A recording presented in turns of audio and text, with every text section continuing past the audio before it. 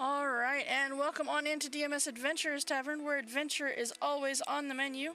We are here for our Eberron Oracle of War campaign for the first time in a couple of weeks. But we are here. We are finally here. I'm super excited about this. I think my players might be a little less excited about that than I am, but that's okay. I'm excited. We're all here, and we're going to have some fun in Eberron. Yeah, I agree, Dylan. I agree. So, all right. Yeah. So should we tell them about the weekly schedule then, buddy? Yeah. Okay. Yeah. Good job, buddy.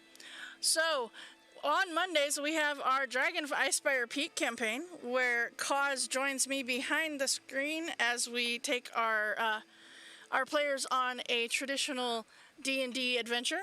Then, of course, we are right here for our Friday Eberron campaign. Yeah, buddy, I'm trying to do this. All right, where our adventuring party is in Eberron and kind of cut off from the rest of the Forgotten Realms area, as it were.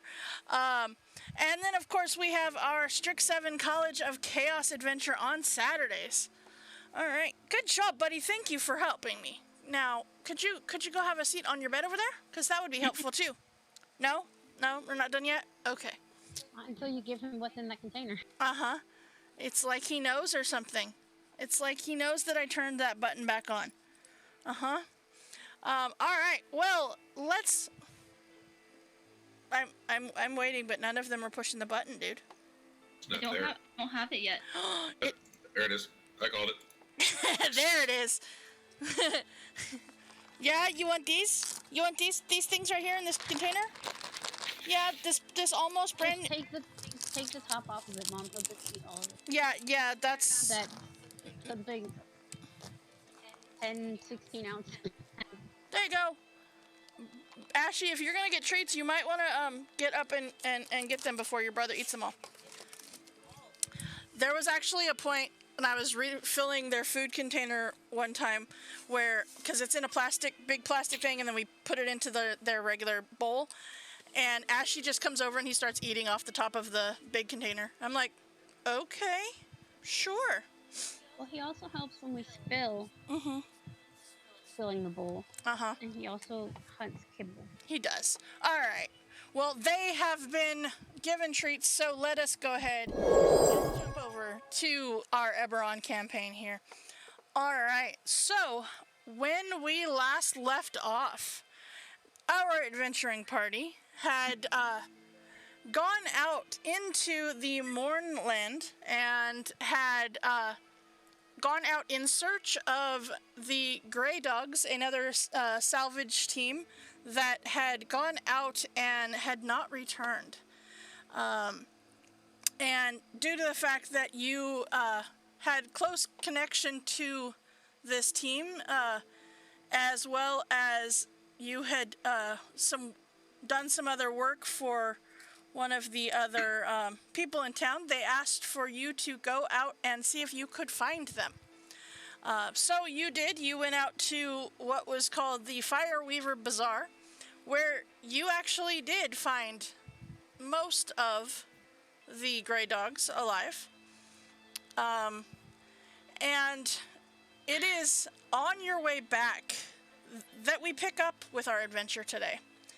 You are, in fact, on your way back to the to Salvation with the Grey Dogs,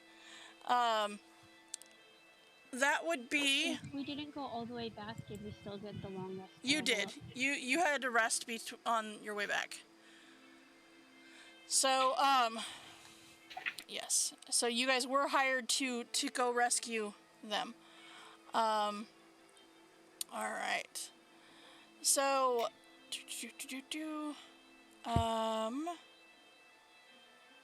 okay. And the thing says that you each gain 1 hero point at the beginning of this adventure. So go ahead and add 1 more hero point to your list.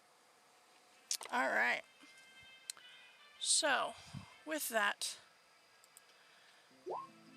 we have... All right.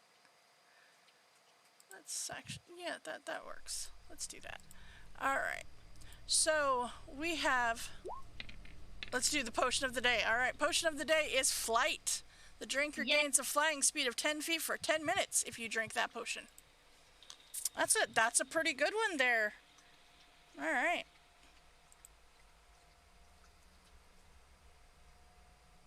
Okay. So, you're returning home after, well, a fairly successful rescue mission in the Moorlands. With you are the surviving members of the Grey Dogs, the salvage crew that you were sent to rescue.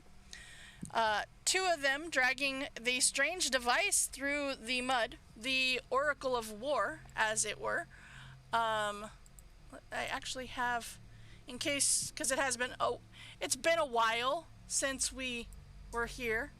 Starbucks. Yeah, so this is the Oracle of War that a couple of them are dragging through the mud with you, because it is heavier than all get out, which you guys did unearth from the ruins of the Bazaar. Everybody give me, let's start this off right, shall we? Everybody give me a perception check. What could go wrong with this? It's going well, guys. It's great. I'm quite observant. How much is our hero point again? That is a... D6. D6, Okay. yeah. I was gonna say, it's a Bardic Inspiration die. It's a 9! Okay. So who's dragging the thing? Well, it's two of the Grey Dogs are dragging it, so. Alright. In other words, the rest of us have no excuse for not doing anything. Right. Pretty much, yeah. So, Dorian, you look around, and you're kind of paying attention, and Arthur, you're paying attention too, for the most part. When you see a flickering pillar of light briefly pierce the sky from a hilltop ahead of you. Now, the Moorland is deadly quiet, and your every step and breath echoes through the valley. Atop the hill, a strange cottage seems to slump like a frozen corpse.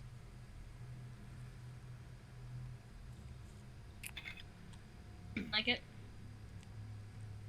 I mean, It is awfully quiet here.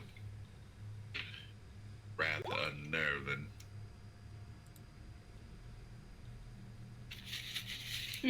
you're just summoning and dismissing your mage hand? Okay. It's playing with our new toy. Uh-huh. And I want to take this moment right here, this one right here, out of game, to say that Kane was right. When he said that Tori would have magic before too long. Because Tori needs to have mage hand, and Toll the Dead apparently on almost every character she has. Just because I've never played a character for more than 3 levels that didn't have magic. I mean, come on. You can make her play a barbarian. I mean, right? There's a wild magic one. Oh, good lord. Yes. You gonna take some levels in Barbarian now? No. Alright.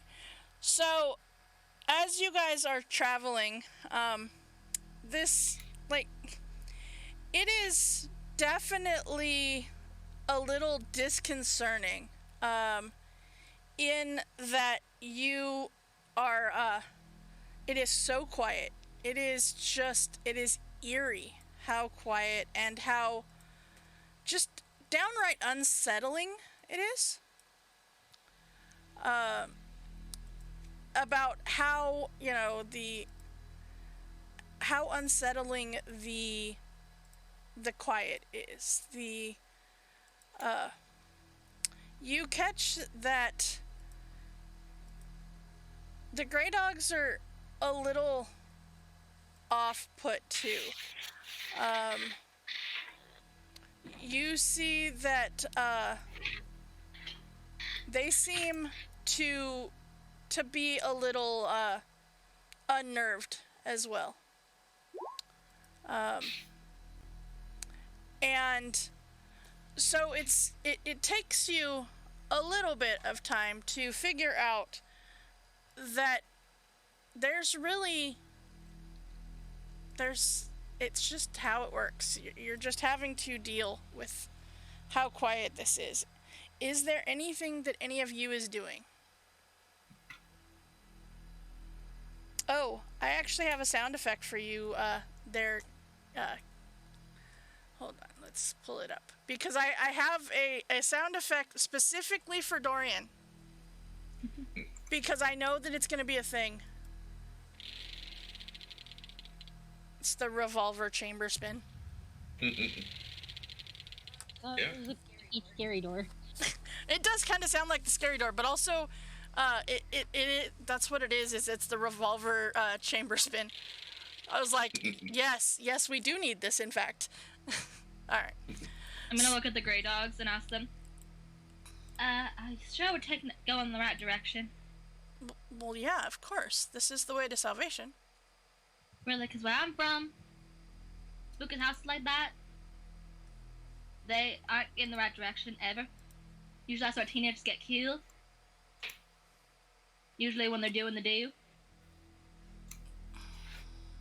I didn't know Mountain Dew was invented. Apparently. I kind of like pat Cinder on the head. Ah, yes, Mountain Dew. Mountain Dew. Sometimes it is a mountain to climb over. Kind of looking over at you guys, and it's like, what? You see, they seem to be very confused at your comment, and now are they confused because they don't see the house, or are they confused because of what I say? Because of what you said. Okay, I'd clarify. Yeah, they are confused by what you said. Yep. All right, where I'm from, you see a house like that and you walk the fuck away. Ain't a good thing. I mean, I'm not planning on heading towards that per se. I mean, I know that we have to go in this general vicinity, but I wasn't planning on going up on the hill.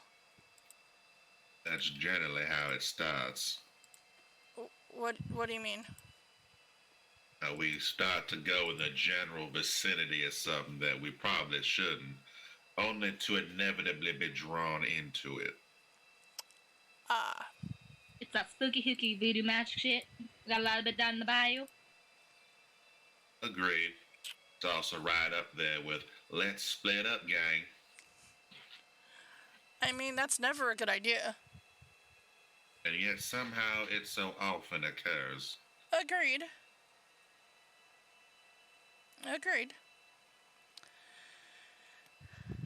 And it is as you guys are walking and having this conversation that you hear what sounds like a very loud moan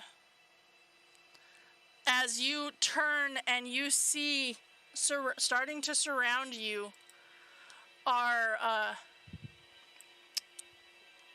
soldiers dressed in Chiron uniforms shamble forward, a hatred for all living things burning in their eyes. I thought it was Raven for a minute. Wishful thinking, I know. Now, everybody give me a history check, please.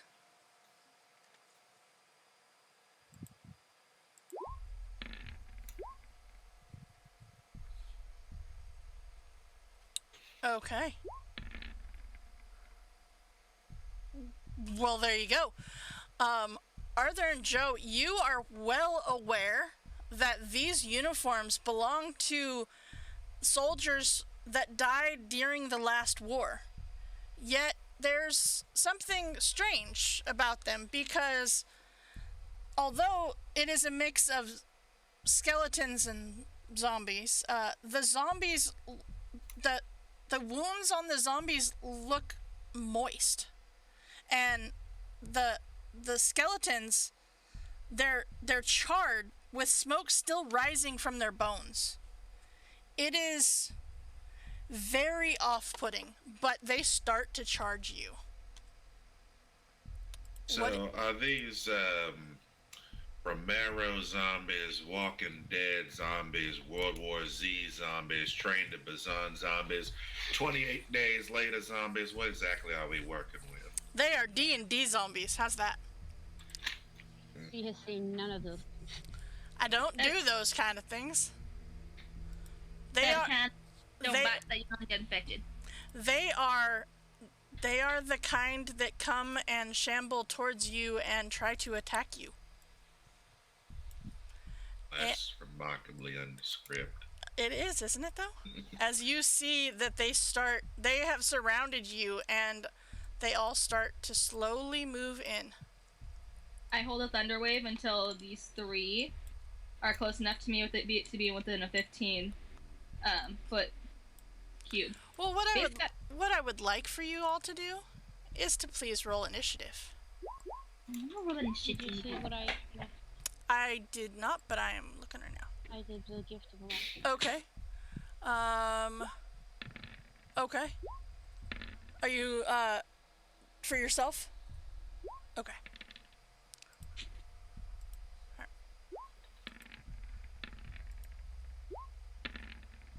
Alright. So, let's see here. Okay. We have... Alright. Crap, wait a minute. I forgot some people. You get an initiative.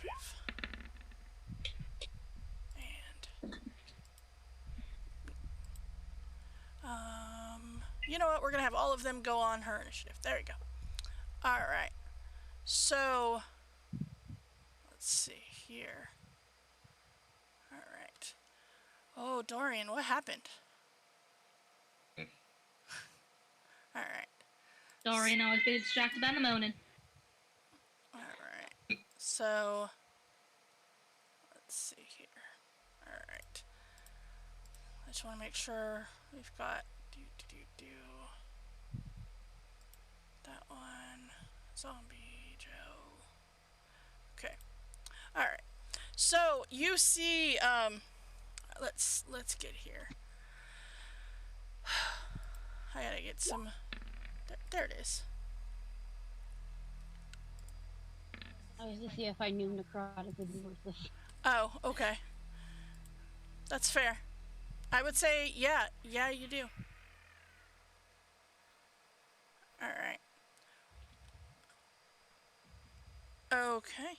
So, we've got... Alright. We got some music going on here. There we go. Alright. So, you see, your paladin friend is there, and she's going to... What is she going to do?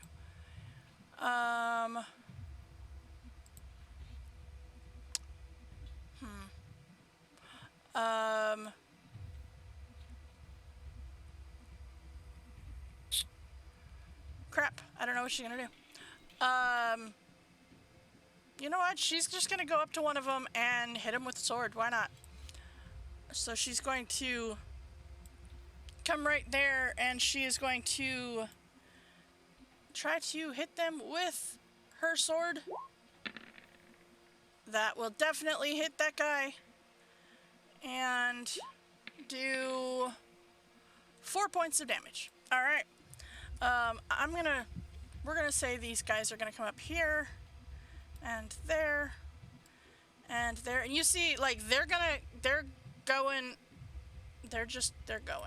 Let's see. That one doesn't hit. That one doesn't hit. That one hits. Okay. So you see the dwarf does 7 points of damage to that guy. And Cinder Striker, it is your turn. I'm here. I'm gonna stab. Okay.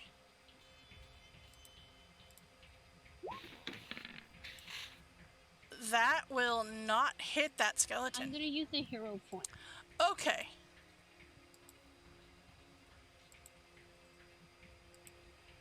So roll your d6 on that one. So 10 is not enough to hit him. Anything else you want to do? Yeah, bonus action, disengage, and then I'll back up. Okay. Alright, so it is the skeleton's turns. So we will start with Pink down here. No, I did not. Okay. Gotta pull up the character sheet because I didn't have it open. Alright, they are going to take a short sword swing at your friend here, and that will not hit her. Right? Yeah, no. Okay. So the one black is going to take a swing. Nope. Red is going to come to here, and orange will as well. And you said you were holding a thunder wave? Yes, until they got close enough where I could hit them within a 50, like in the 50-foot radius thingy. Okay. Well, there's 3 of them right there with you now. Okay. So 2 skeletons. Nope. And that one makes it, and 1 zombie. That's a 14. So, alright. Red is gonna get pushed back 10 feet, but then he's just gonna come right back, because he can. Damn it. Alright.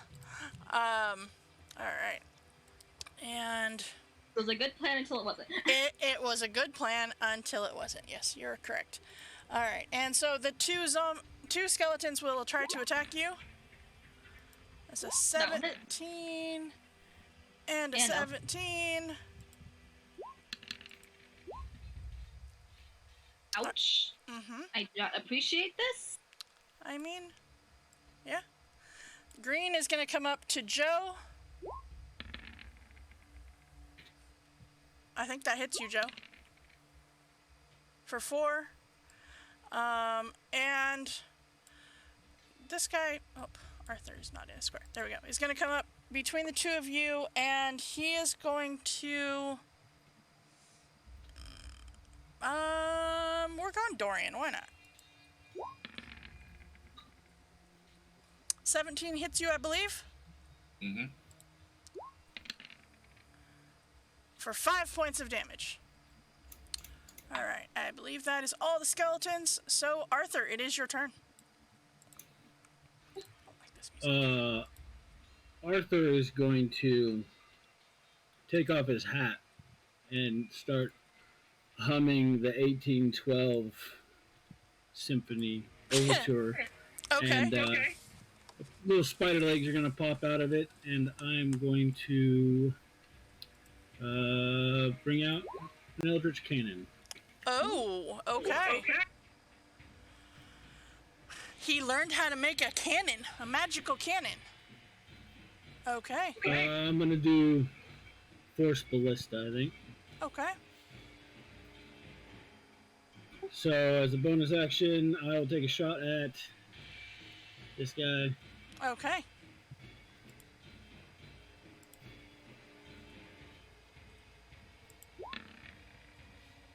$17 is definitely gonna hit.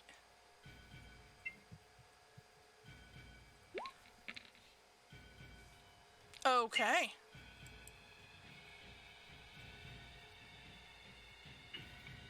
Okay. All right, and Okay, so you did forced ballista. Okay. The Pushed target. 5 feet. Yeah, that's what I was just reading. Pushed 5 feet back. Okay, so he goes to right there. After taking 10 points of damage. Anything else that you would like to do? Teal is within melee with me, right? So Correct. yeah, I'm not gonna move. I'll just stand right here. Okay. Raven, you have some friends visiting you right there. I've noticed. Okay, first I'm gonna take my healing potion as a bonus action because I have one healing potion. Okay.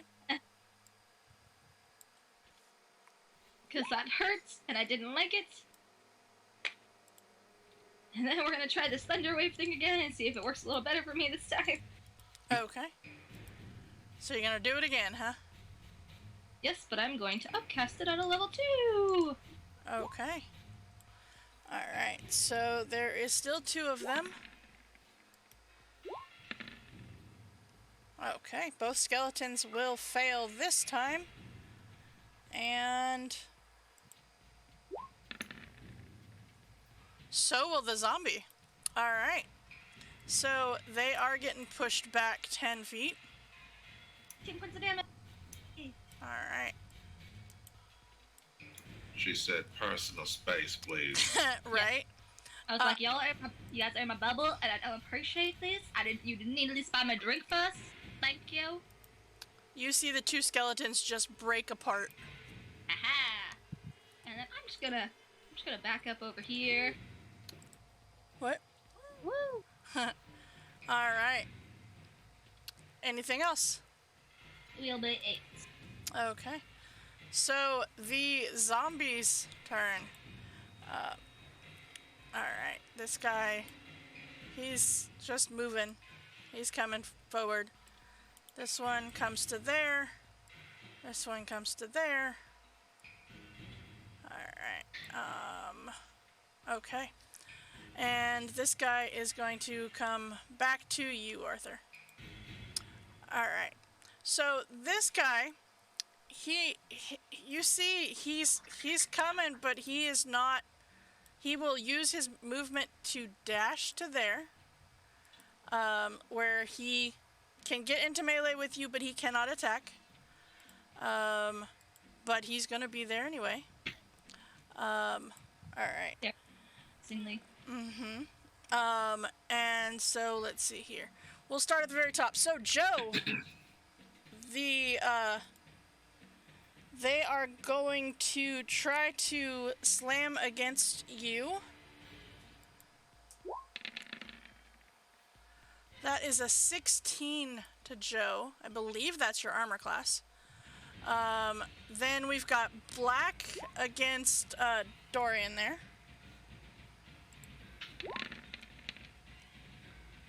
That will hit you. The pink against Arthur. I don't think 7 is your armor class. And then we've got the one against Sprocket. And the one against Durbo. Alright.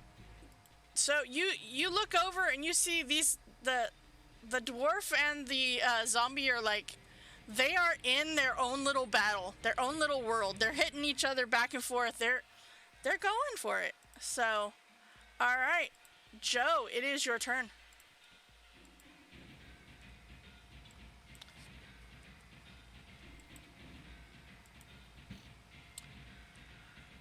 All right.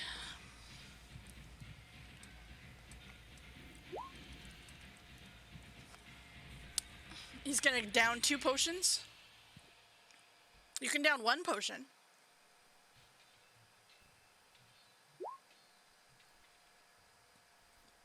You're gonna take the flight potion?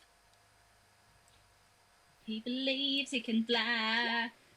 Okay. Alright, so you take the flight potion. Okay. And as a bonus action, you're casting Sanctuary, I assume, on yourself? Okay. So that would mean that zombie needs to do a wisdom save as he is going to try to hit you. Nope. All right. And the skeleton is in range, so he will make that attack on the skeleton instead. And miss. All right, and you're going up to 10 feet? Okay. All right. So you guys all look over and you see Joe start to fly. Why does it keep doing that? All right. So, okay. All right. That brings us to Dorian. Well, I guess I'll try to shoot this one here. I know Okay. it's going to be a disadvantage. Mm-hmm. So...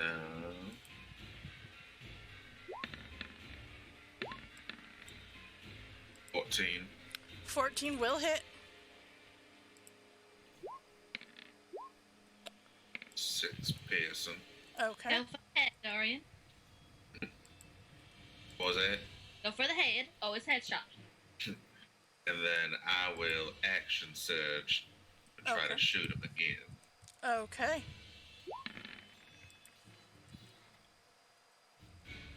Still gonna hit. Okay, so total of 9 points of damage. He is still up. And that'll be it. Okay. You know what I'm gonna do is, this is bugging the hell out of me, so we're gonna change it, because your name keeps changing and it's annoying the crap out of me, so we're just gonna change it back to this. And there you go. You have access to it anyway, so hopefully it will just stay that way. Alright. Okay, so she is going to take another swing at this guy. And that will definitely hit him. And he is surprisingly still up. Alright. You see the other 3 take their shots at their guys. 2 of them are gonna hit. Alright. You see the dwarf hits the one guy, and the little halfling that is with them hits the skeleton. Alright. Cinder Striker. It is your turn. I'm going to stab the one that's right next to me. Okay.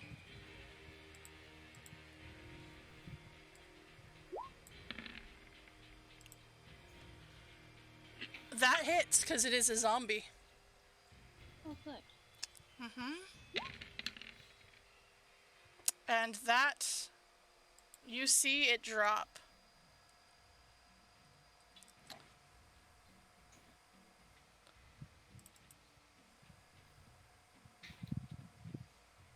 And I'm just gonna move.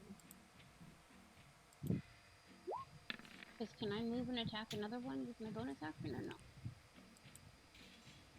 You see that it falls.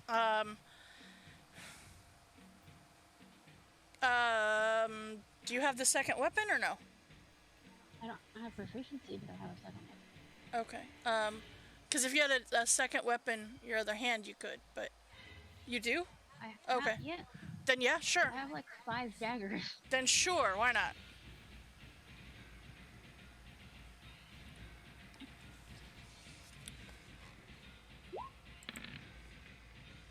That definitely hits the skeleton. Alright. And that will be enough to take out that skeleton too. Look at you, killing all the things. Alright. Alright, that's all I got. Okay. So it is the skeleton's turn. Alright. So we will do... Skeleton. The one against the halfling over there. Okay. Alright. Halfling is having a little bit of trouble going on over there. kind of forgot that they're supposed to be bobbing and weaving, and it keeps getting hit. This one's gonna come there, but still gonna attack Joe with a natural 1. Okay.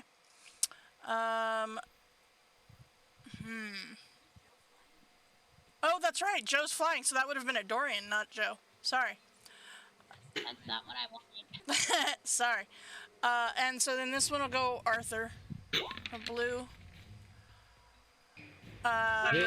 Believe that hits you. And that is the end of the skeleton's turn. So, Arthur, that brings us to you.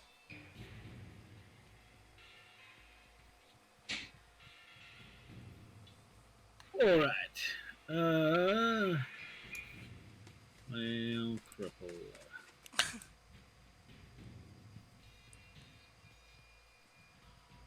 All right. So we're gonna start with the hat. It's gonna toddle off. It gets 15 feet of movement, but it's gonna go there-ish. Okay. Take a shot at Black over here. Okay.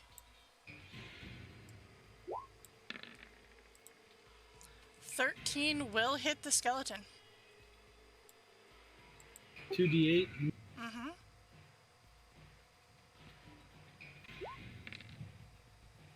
That is enough to take out the skeleton. And then for... Oh, go ahead. No, go ahead. Say for my own action, I'm just going to turn and stab this pink guy with a dagger. Okay. Nope. Or not. Or drop it. Mm-hmm. Okay. Alright. We're gonna I'm just happy you stopped throwing up acid on people. Right. Okay. We're just gonna have this be your cannon. It's huge. I know, but I'm gonna make it smaller. But and it's a really big hat, buddy. It's a really big hat. Don't shame people for how big their heads are. It's not. I'll have to get clarification later, maybe. But I think I'm supposed to roll using my magic bonus, my attack bonus. Yeah, I don't know, but at least there's a thing for representation purposes. Yeah. All right. Okay, so then Raven, that brings us to you. Alright, Raven is gonna go ahead and cast some Fairy Fire. Okay. And she can do it where it goes to hit these 3. Mm-hmm. And then back this way, so it doesn't hit any of my companions, but it hits the undead peoples. Okay. Alright, so that is... Fairy Fire is a dexterity, right? Yeah. Alright, so that is 1 skeleton. Nope. And 2 zombies. Nope. Nope. Alright. So they are fairy fired. And that's a golden lat. Nice little golden lat. Okay. Alright. So you see they are fairy fired. And then as a bonus action, I'm gonna turn over I'm gonna whisper in Dorian's ear. Now, like I said, you shoot the head, right in the head, kills him right away, and then we'll burn the bodies later. And I give him a bardic inspiration. Okay. Alright. So it is the zombie's turn. Okay, let's see here. Alright. So let's start at the top up there. We've got, this guy's gonna come, he's gonna come right there. Why not? And try to slam against you, Raven. Nope. They can certainly try. Mm-hmm. Black is going against Dorian. That misses. And pink against Arthur. Nope. And let's see how the guys are over here.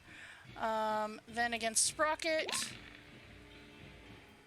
And against Dervo. Okay. All right. You see, Sprocket is. I mean, he's holding his own, but he's still taking some damage. All right, Joe, you are flying up above. What are you doing?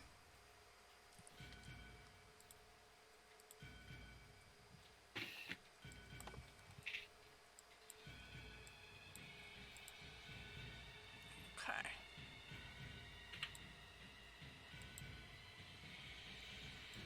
All right. So, yep, we're waiting for him to type. Okay.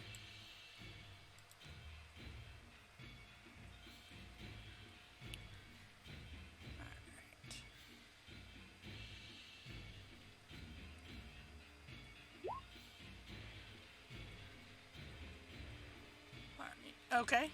So you're taking a potion, okay?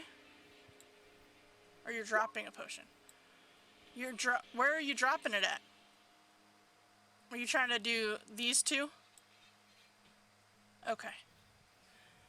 All right. Okay. So that is that guy. And that's that guy. So I believe that is going to go on the green one. Just for the difference of colors here, we will make yours green. All right. So you guys see that there is more fairy fire around.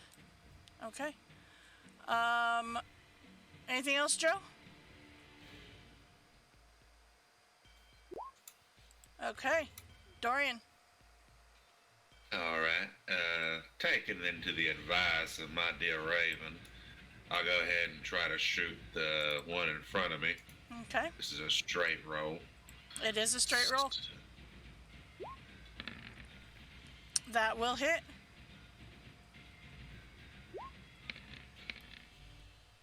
Okay. 6 points. Mm-hmm.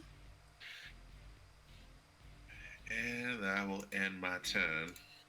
Okay. She's gonna kind of go and gonna take a swing at this zombie over here. And she is actually going... Let's see here.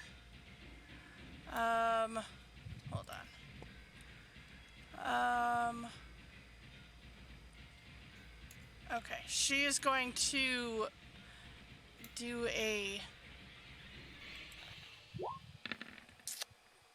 That is going to hit, and she will cast Divine Strike on him.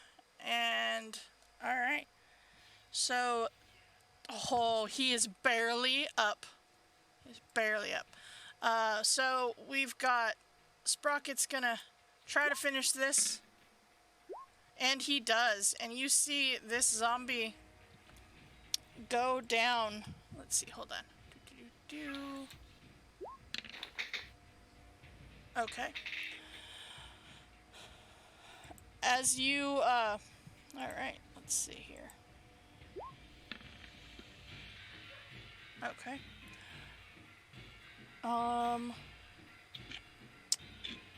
Okay. So, you guys see this, this zombie go down, and then he starts moving again. Oh. Mm-hmm. And then this guy up here, they are both going to go against that one. Those will both hit for 5 points of damage. That guy is still up. Alright, Cinder Striker, it is your turn. I'm gonna walk up to this guy. And I'm going to... Okay.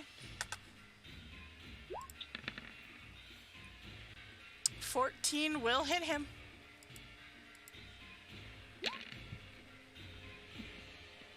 Okay.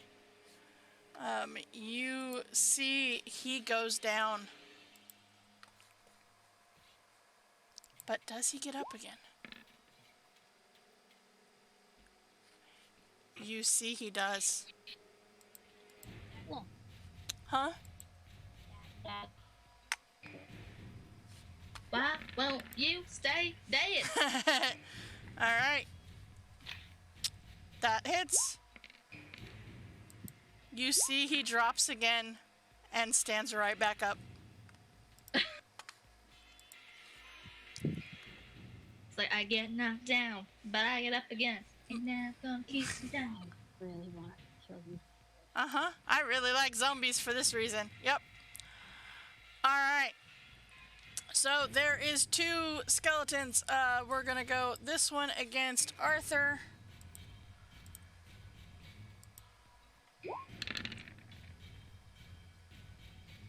Yep. Then green against Dorian. Nope. Too nimble. Okay. That brings us to Arthur. Okay. Let's see.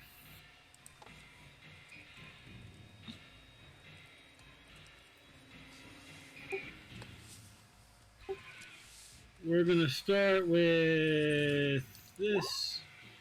So what is that? 1d4 plus 4. Uh-huh.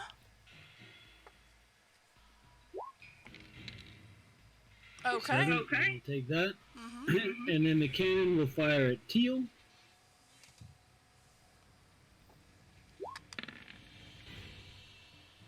That definitely hits. Okay. And that guy is gone. And that does it. Alright, Raven. Well, as a bonus action, we're gonna cast some healing word on Arthur because he's looking a little under the weather. Okay, 5 That's 5 points healing back for to you, you, Arthur. Process. And then I'm gonna go ahead and I'm gonna pull out my hand axe. Seems very fine for the occasion. I'm gonna go ahead and axe this. No. Little- No, you're not. I'm gonna try to axe this guy. Uh-huh. Didn't go well. No, it did not. Alright. Seeing that you have an axe out, he is going to try to slam you and take it out of your hand. Well, that's just rude. I mean, yeah. Rudeness doesn't pay off, sir. Rudeness does not pay off. Then the one against Dorian. Nope. That also miss. And you know what? I'm gonna let the dice decide on this one. Arthur or Cinder Striker. Give him Tor odds or evens.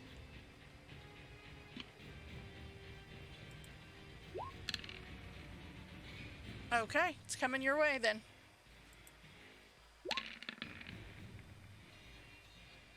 Nope. Okay. Into my new armor. Uh-huh. And then you see the one over there try to hit. There, that does not work. And the one on that side. Ooh. Okay, you see he goes unconscious. All right. Joe.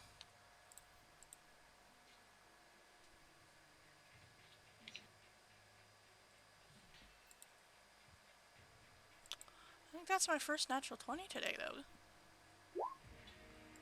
Why couldn't it be for one of the people who's helping us? I mean...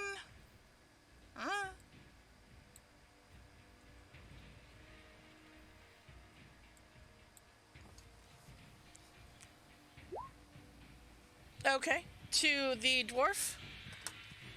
Okay.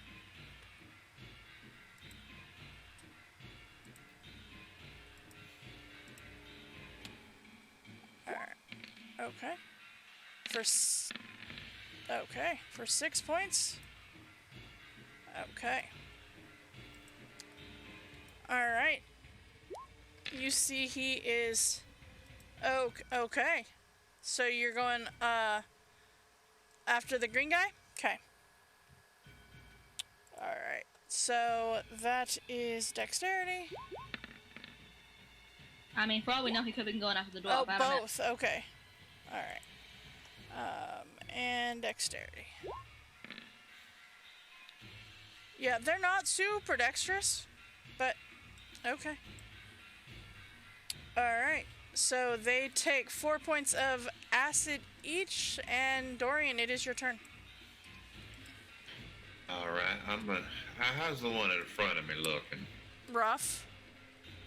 But then again, he started that way. He is a zombie after all. Also fair. Uh-huh. All right, I'll go ahead and take a shot. Okay. Let's see. First shot is round 1. Shot is round 2. All right, so this is the last shot before I have to reload. All right. That definitely hits. Okay. You see he drops. And he does not get back up. Thank you, Raven, my dear. Oh, you're welcome.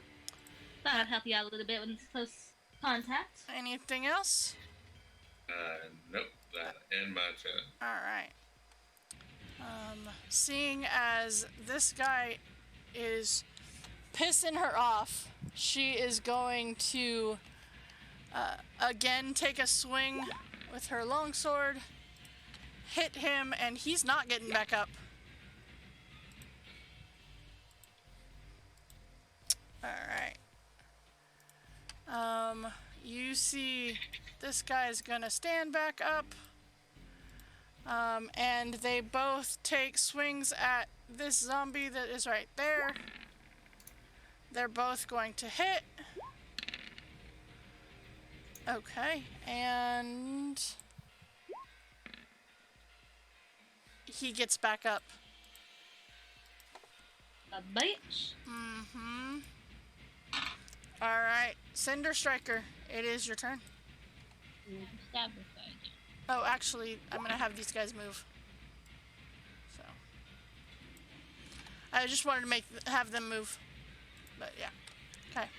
So that does hit. He is a zombie. 11 points. Alright. You see he goes down and gets back up again.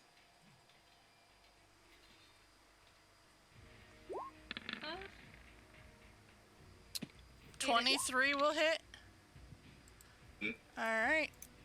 What? He gets back up. Oh my god. I swear. So, I swear. okay, out of game, they have undead fortitude, so they roll, and it has to be a certain DC. I'm rolling really good for their undead fortitude. Apparently. Can we just collectively stomp them so they can't get back up? If you give enough damage, or if it's radiant. Alright, so there is one skeleton left. He is going to try to attack Dorian right there. Nope. Alright, Arthur, brings us to you. Okay. Alright, Kenan first. From here, it's going to take a shot at, what is that, yellow there? Uh-huh. That definitely hits. Okay. Well, that was terrible. That was kind of terrible. And what would you like to do, Arthur? Well, I'm going to risk the opportunity attack, and I'm going to back up. Okay. He is going to try. Hold on. Nope. I had it on Whisper, and I rolled a natural 20, but it doesn't count because you can't see it. Oh, sorry. It's alright. I'm going to lob a firebolt at him. Okay. Alright. So that definitely hits. Alright. And... And he gets back up. He does not, because he rolled a natural 1 on that one. Finally! Yep. He's very sad he missed. Alright. Anything else, Arthur? Nope, I think that covers it. Okay, Raven. Alright. We're going to... What am I going to do? I have to get rid of these two right here that are just in our faces. Mm-hmm. And you know Joe is flying 10 feet above you. Hi, Joe!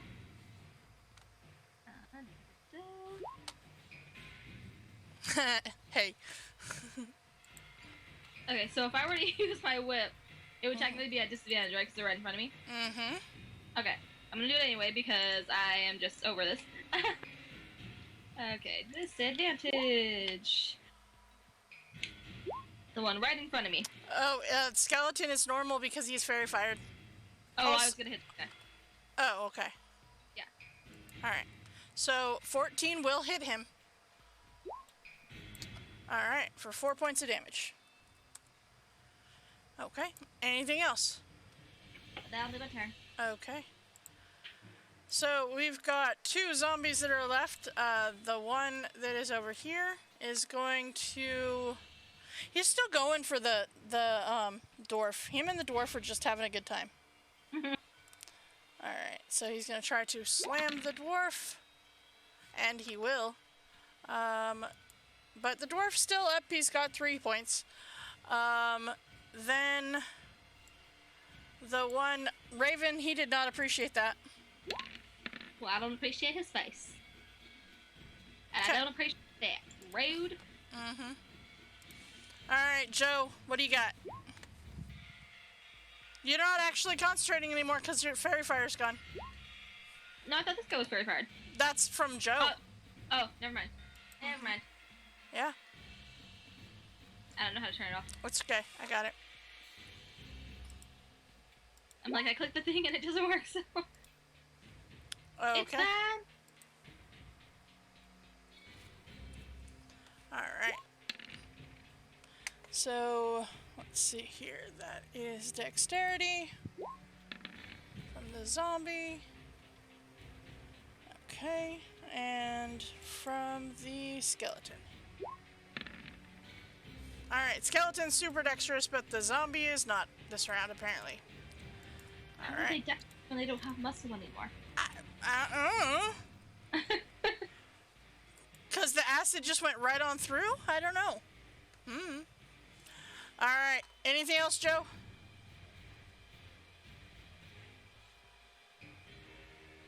Are you going down? Or are you staying up? Oh, you're moving, okay.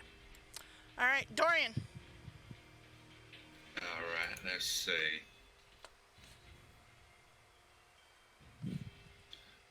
I will take a couple steps back. I'll take the opportunity attack. It doesn't bother me. Okay. So there is the skeleton, and there is the zombie. First one, not the second one. Alright, well that was a natural 1 on his part. So the 18, I believe, hits you though, yeah? It does, and that definitely had a bit. But, I will shoot this one here. Okay. Which will now be at advantage. It will. So.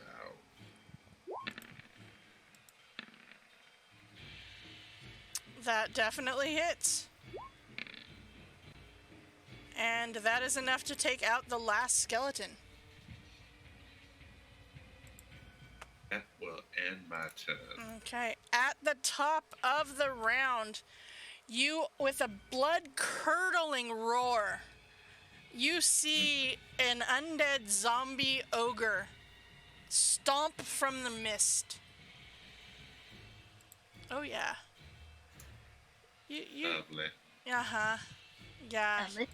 He's a beautiful guy.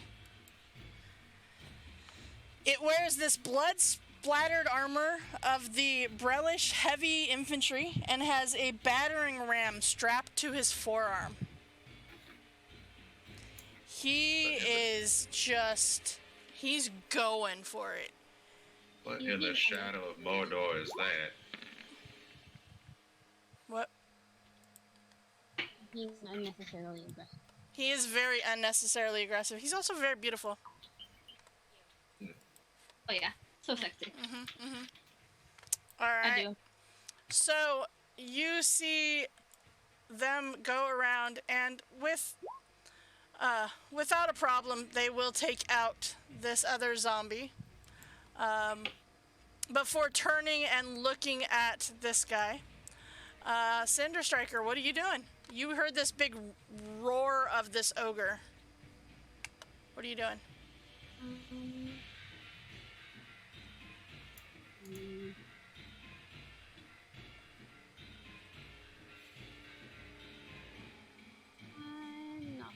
I'm gonna try and just deal with that ogre.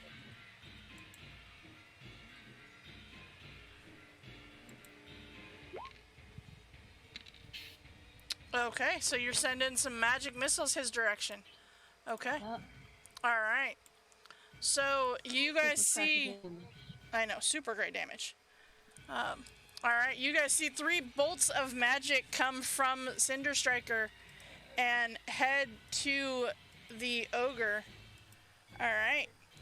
Okay, let's see here. So that is 6 points of damage as the magic missiles go flying his direction. All right. Actually, I'm gonna go the other direction and try and hide in Okay. bonus action. Bonus action hide. Okay. Not a Okay. Arthur, that brings us to you. Okay, cool.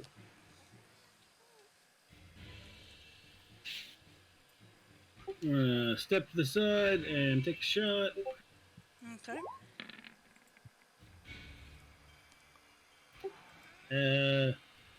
Even if I add 5, is that enough? It would, for the zombie, for the ogre? The big guy, yeah. It does, yes. Okay. All right. So 6 points of damage to him. Okay. And 5 feet away. Okay. And Does the pushing it 5 feet away have a size requirement on it? it doesn't. Okay, just checking. Which Alright. is surprising to me, actually. Right. Okay. And I'll follow that up with more fire. Okay. So as you throw a firebolt, his direction. Okay. Let's see here. All right. And he is, yeah, he's kind of getting a little charred over there. It didn't smell good here before. It smells even worse now. Like barbecue. Like barbecue. Yep. Well, better than the acid puke. I mean, barely. Alright. Okay. So, then with that, I believe that brings us to Raven. Alright, so when he got hit by the fire, did he seem like afraid of the fire? No. Oh wait, hold on. God damn, this has no effect on undead. Never mind, I'm not wasting my spell slot on that. Okay, instead... Hold on, I'm gonna check something else real quick. Okay, so this does... So, okay. Tasha's Hideous Laughter has nothing about it not working on undead, so... I was gonna do Phantasmal Force, and then I realized it doesn't work on undead. Ah. Alright, so then Tasha's Hideous Laughter. Okay. On the big boy. On the big boy? Okay. Alright, that is a wisdom save. Yeah, No. no. Doesn't make it. No, he does not. Alright, and... He is prone. Oh wait, hold on. What's his intelligence? Oh, wait. It says if it's... Oh, buddy. Ah. hate this so much. I will give you this. He will still laugh. Okay, at least he laughed. He laughed, but he does not fall prone. Aww. I was just getting to that point when you said that. First, because I saw myself on Phantasm before, so I was like, hold on, wait, undead, and this isn't saying anything about undead, but I forgot he's not an intelligent creature. Uh-huh. Okay, that's my turn. Uh-huh. Okay. Alright, so then it is the regular zombie that is right here, so that zombie will take a shot at, or slam at you there, Raven. I believe that 16 will hit you. Yeah. Okay. And he's the only one that is left, so that is Joe. It is your turn.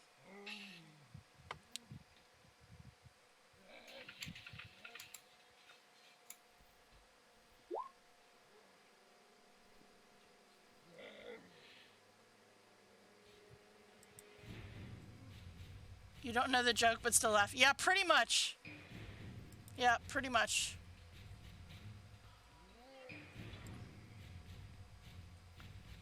Yeah, he still proceeds to laugh. He still thinks it's funny. Funny.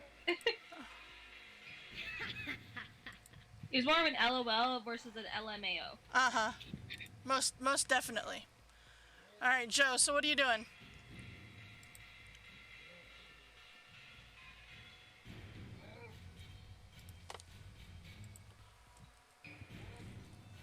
He doesn't really have a butt to laugh. It's true. Okay.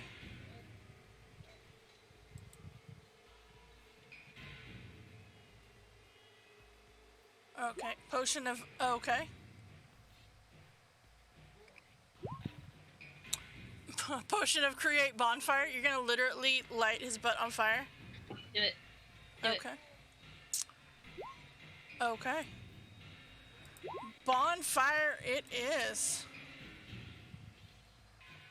Alright.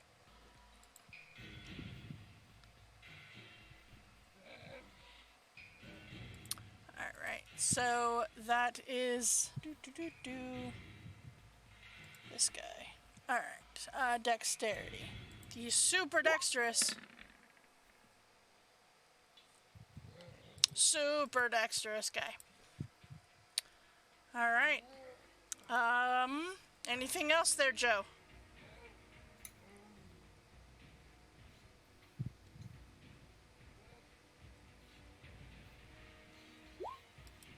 Okay.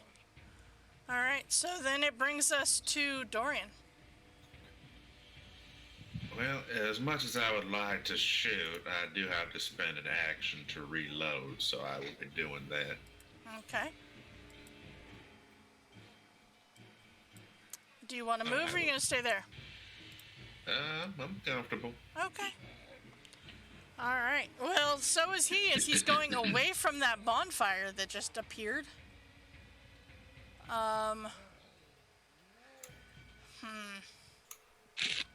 Where is he gonna go? I think he's gonna step right on that skeleton that's right there and come to visit all of you right there. It's very nice of him, isn't it? Okay. And he is, although it said that it had a thing attached to his arm, we're gonna still use the Morning Star stats because that's just how it works. And he is going to swing at you guys. Alright, let's see here. There is 4 of you. We're gonna roll the dice to find out which one is which. So Raven is 1, Arthur's 2, Joe's 3, Dorian's 4. Alright, Dorian it is.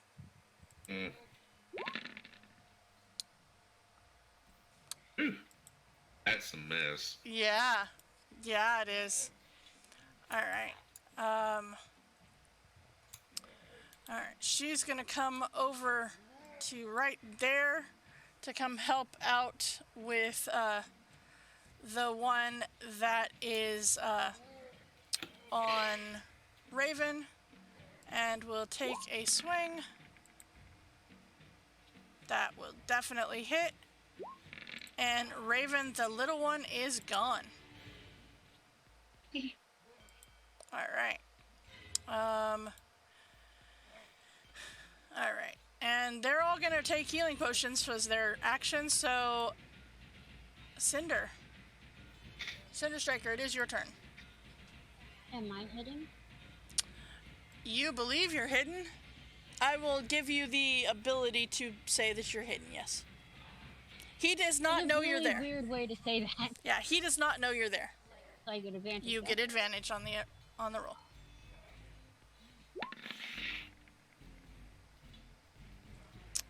So, here's the thing. He's a zombie. He does not have very good armor class, and that hits. And he big boy. Alright, 13 points of damage. Okay. Bonus action. Okay. Arthur, this dude is right there. Yeah, he's big. By the way, you all look over at Cinder Striker and wave. Hey. You're the bushes. What are you doing over there? What is he doing? Feel better about myself. It's kind of embarrassing that we pretend we don't see him to make him feel better. Maybe. Oh! Yo! Okay. That's the cannon, by the way. It is the cannon. Alright, that's one hell of a roll right there. Okay. And then... He cannot be pushed because there is no room for him to be pushed. Right, yeah, he's just stuck there. Uh-huh. And then I guess I'm gonna try and poke him one. Okay. Poke. Stab him in the foot. Oh, well, sorry about the second one. Yeah, they both are gonna hit, so he's still doing 6 damage. Alright. Raven. Alright. Raven is gonna go ahead and she's going to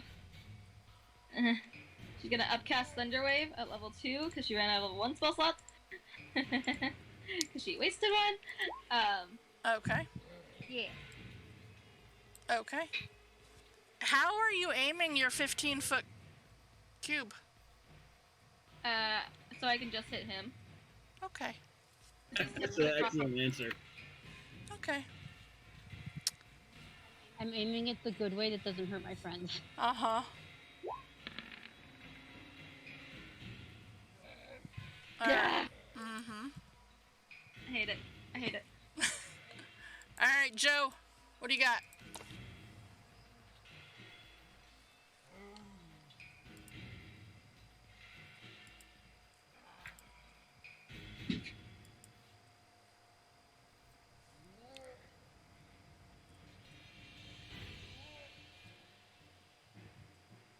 I did something I've only done, I think, once or twice ever. What?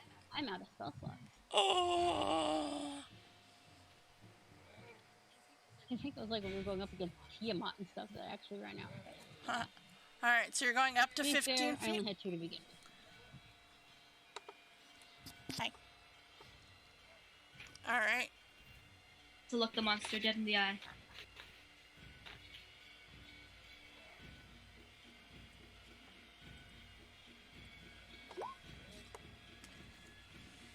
No? Okay. Oh, you're going down to 5. Got it.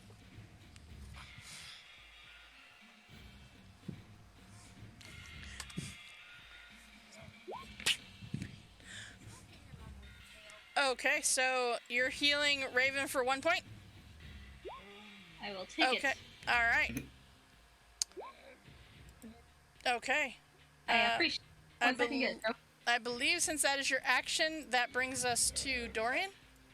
Or is that your bonus?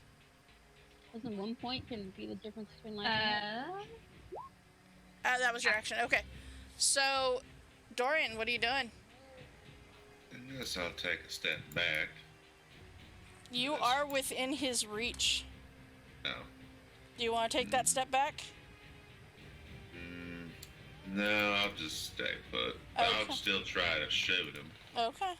But first, seeing Raven's kind of on the downward spiral. Zahara says, "Don't worry about it. I got her." There you go. See? We're good. Take him out. I got her. I'm going to use a bonus action. Eyes going to glow and brand this thing with his hunter's mark. Okay. Shape of a golden cross. So let me go ahead and roll the d6. Hope that I hit. Disadvantage now. That will hit. Okay, total of 17 points of damage. That's nice. Okay. And that'll be my turn. Alright. So, he takes a look around and he will... Again, we're going to let the dice decide who. So, Raven, Joe, Arthur, Dorian. No, Arthur.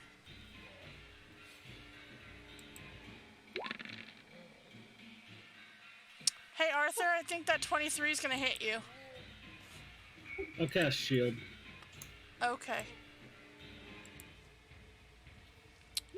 Alright.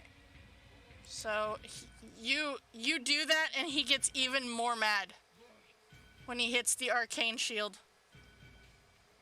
Alright, so you see she's going to step up here, and, let's see, she is going to,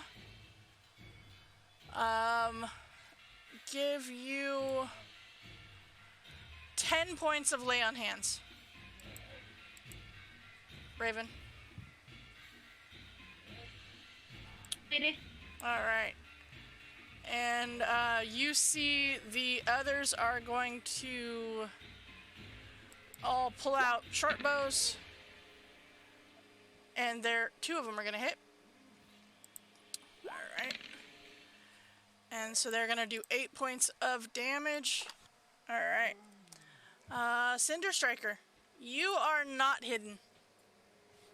No, but my people are around. Your people are around. You're still going to get sneak attack, but you do not have advantage.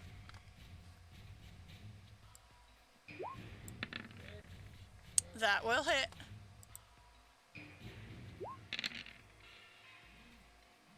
Okay. You drop him.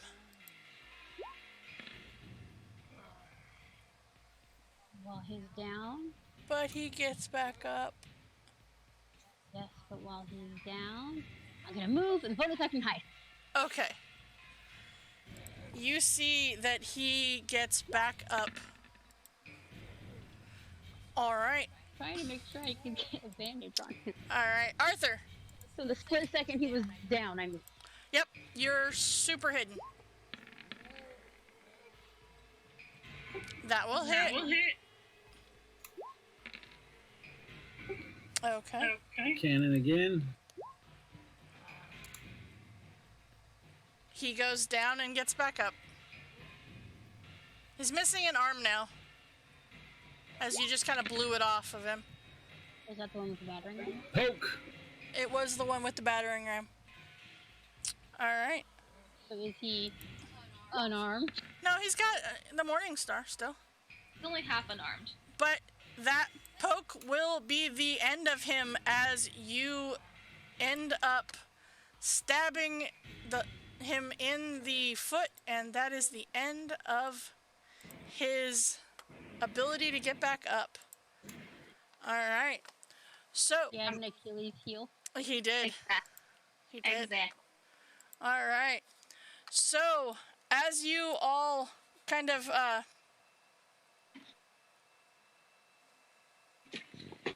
okay. Alright. So, you look around, and it's weird. Like, you're kind of not quite sure what the hell just happened. Or why they attacked you, but it seems that something happened. And as you guys all regroup, Sprocket from the gray dogs. He says, he kind of looks over, and you see, because he is a automaton, he has like built in to one of his eyes is like a telescope looking thing, and he kind of looks around, and you see he goes, "There's more coming. There's more coming. We gotta head for the cottage. It's the most defendable position." That is. It always ends up that way. Did I not tell her earlier? Always ends up that way. We're trying to avoid this shit. And then, we told you so. This so happens when you live Raven, down are you wearing impractical heels or a tight dress? Because if you are, that means you go down first. Sure, watch out for any roots, holes in the ground. Oh no, she'll trip. Arthur, I love what you've done with your hat. Hey, I like that. It climbs up my leg and back onto my head. Is this one of those situations where one of us got cut a bit, and then we have to hide it, and then shortly thereafter, we're in the cabin, it's revealed that we are infected? Everybody check for bites. That is a good question, but actually we will figure out what exactly that happens when we get back from our break, because this is a great place to take that. It's a little bit early, but it's a good stopping point for the moment. So because we're all out the next day. To kill us. I'm beginning to think her saying "you'll be fine" meant us as people, not characters. yeah, exactly. All right, well, we will be back in just a few minutes.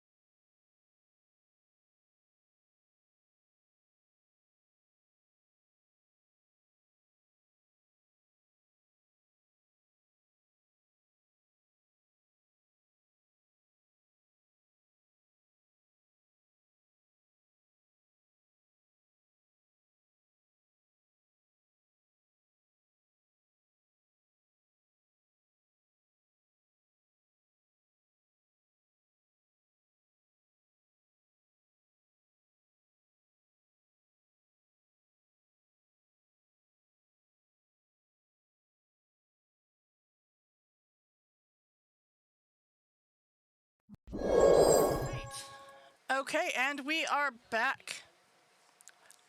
Right, I don't need all my focus to kill you. It's fine. It's totally fine. It's totally fine. Alright, so we are back here with DMS Adventurers Tavern, where they're afraid that I'm gonna kill them. I don't know why. Alright, so with that, let us go ahead and do you guys in fact actually follow Sprocket's advice and head for the cabin? Reluctantly, yes. Reluctantly, yes. Yeah, I mean, we don't really have much of a choice if we want to live. I mean, Slightly longer. Slightly longer. Okay. So you do so. So you head up towards the cabin. All right.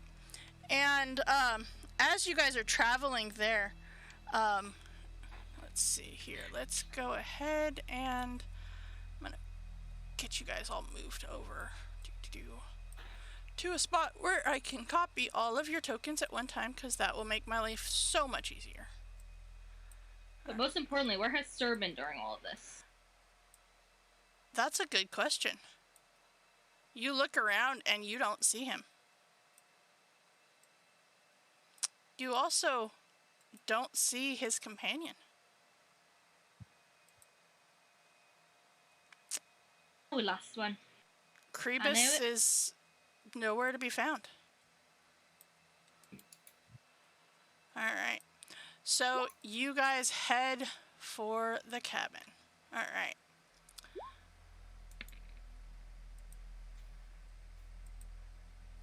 Okay.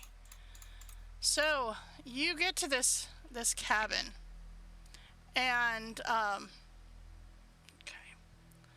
get you guys up on the top here. All right, there we go. This single floor cottage looks like it may have once been a pleasant, cozy-looking place. Not so much anymore. And it now has what looks to be filthy, curtainless windows. Are like pits into a black, lifeless abyss. The front door, which you're standing right at, is open, swinging lazily on creaking hinges. And you hear in the distance the onslaught of other undead coming towards you. You have just minutes to fortify this cottage while you can. So, all right. So you see, like, the cottage itself. All right. So the door is going to be right there, and you can come in through it. And as you do so, you see that it opens up into a largish room. And actually, you know what? I'm going to just do this, because you guys get to figure out how to fortify this. As you see, this cottage has some large furniture, such as beds, bookcases, and tables. There's Is that a piano? It is a piano. The windows here, which are the white-looking things, do not open or close, but they're currently all closed. Yeah, so you see the gray dogs all end up heading inside. And they start the process to figure out how to fortify this place. Now, there is an onslaught headed your way. What are you going to do? Well, the first thing we gotta do is barricade all the doors. We could push this couch up against the window down here.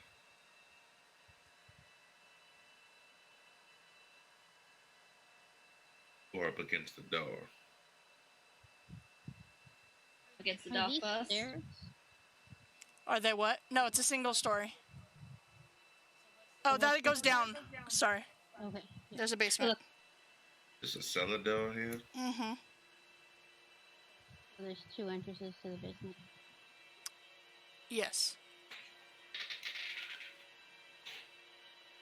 I'm gonna go check out the basement. Okay. Okay. Linda, sales here. What? I was telling Cinder that she's not going anywhere on her own. That's exactly how you die.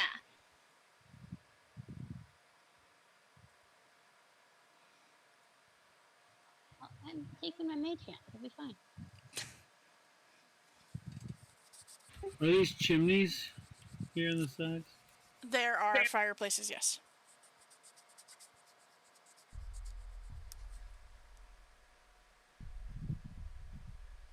Can I just inspect this door to see if it would be fortifiable one in the ground? Sure. Give me an investigation check. Maybe. You might be able to do that.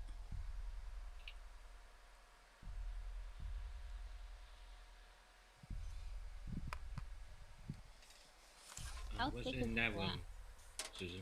What was that? What's in this one? So that is, okay. So, you see that it is a, like, kind of looks as if it might be a workshop of some kind.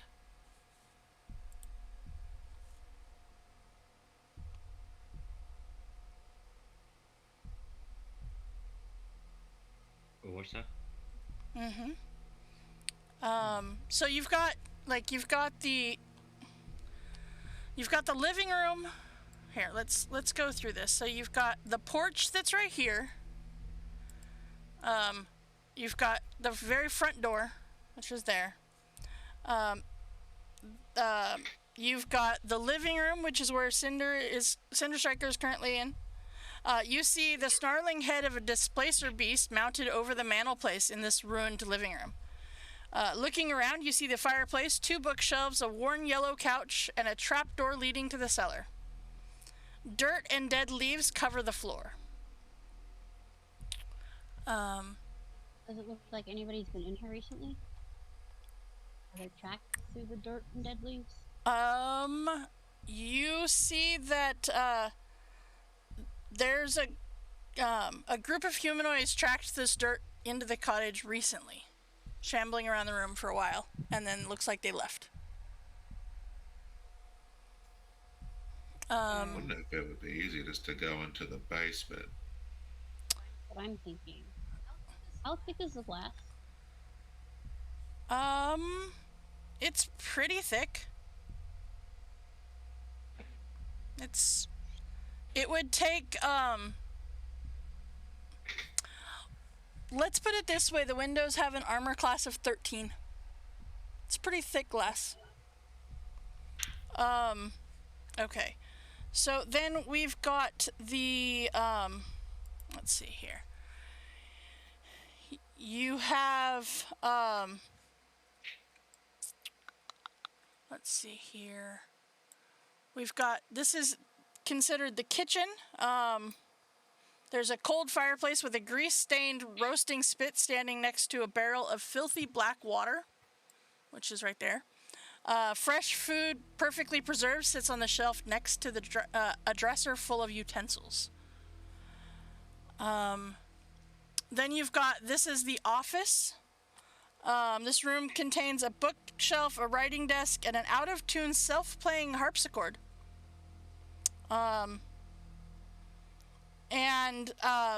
Arthur, as you kind of look around in there, you see the harpsichord begins to playing a slow, discordant lullaby. And you see 2 severed, stomping feet pumping away at the harpsichord's pedals. Oh, that's interesting. Mm-hmm. All right. Then there is, let's see here. this is like a walk-in storage closet kind of situation. And you see, like, there's, workshop type stuff. You've got, like, hunting traps and just random things in there. Then there is the bedroom, of course. And over here is an outhouse. And then there is the cellar. You can maybe take some of these hunting traps to around. Is this more stairs to the cellar from the outside? It is. All right. Well, we should definitely block off the main door first, and then I agree we should head down into the basement. There's a bookshelf here in the bedroom. We could use that to block the front door or the windows. I mean, probably use the couch for the door, and then use the bookshelves for the windows, I would think. And then probably the bed for another window. Cover up this door once we're all down there. They can't necessarily see it. We could put the couch in front of on top of the trap door. Yeah. Or Get drag out. this window or this bookshelf over it. Yeah, and then you could still do the couch on the door. Alright, well, I'll try to push the couch down the hall up against the front door. So you've got front door that is right next to where the couch is. The front door is right here. And then you've got the back door that's down there. And yes, I did see Auntie Belinda did treat time. Have treat time for the dice gods, Mm-hmm. Ashley just went from being very asleep, upside down, to very awake and over here getting treats. They're like, treats? Mm-hmm. Then I'll try to push the couch up against the front door. Prop it up. Okay. Yeah. I mean, it is a little bit of weight, but you can do that. It's rocket. Yeah. Between all of you guys can move it around.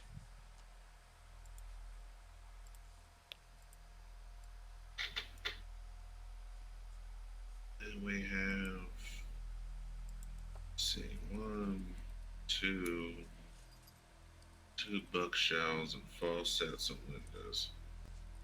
Should try block one of these doors with them. At least one.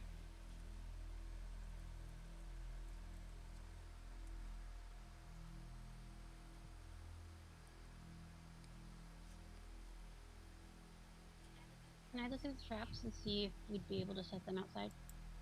Sure. Yeah,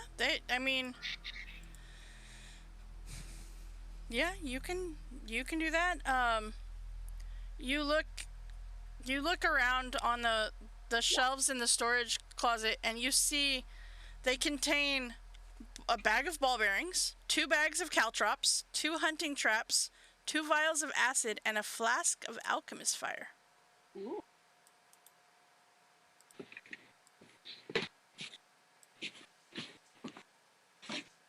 Is this thing up here another bookshelf? It is. I think we should put that in front of this door here. So, as you step into the bedroom to look around, you see that as you step in,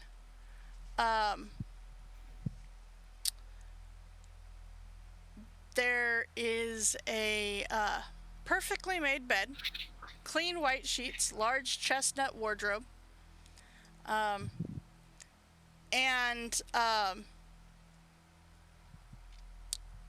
yeah, you see that, like, you can move the wardrobe, which it's a wardrobe, not a bookshelf, but same thing, concept. But yeah, you can move the wardrobe if you so desire. Can you move the bed? Yes. I think what I do is take the bed and stick it out here in the hallway so that it's blocking both doors. if that's possible. Sure.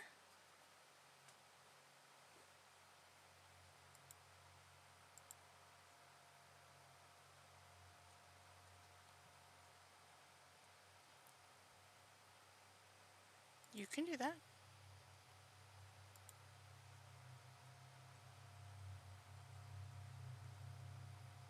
Okay. Anything else that you would like to do? I'm gonna take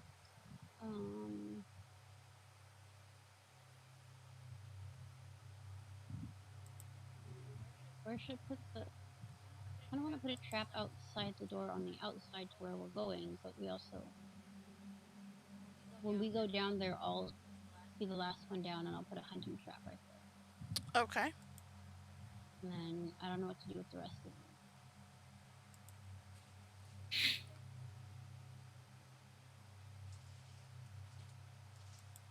I'm just worried if we block off the door we come in from, then we won't be able to get out.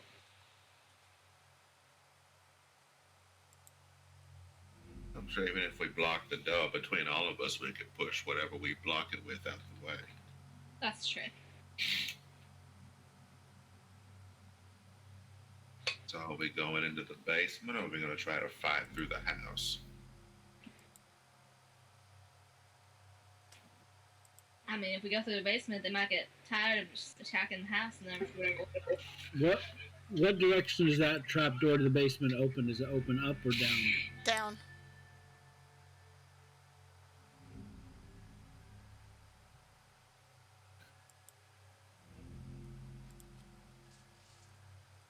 Well, let's go down into the basement then. That's worth a look. Okay.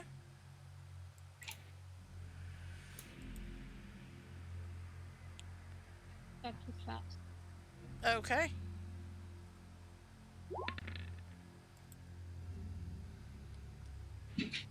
All right. So you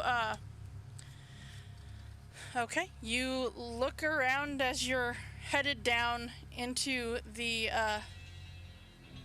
cellar, and you don't see any traps immediately that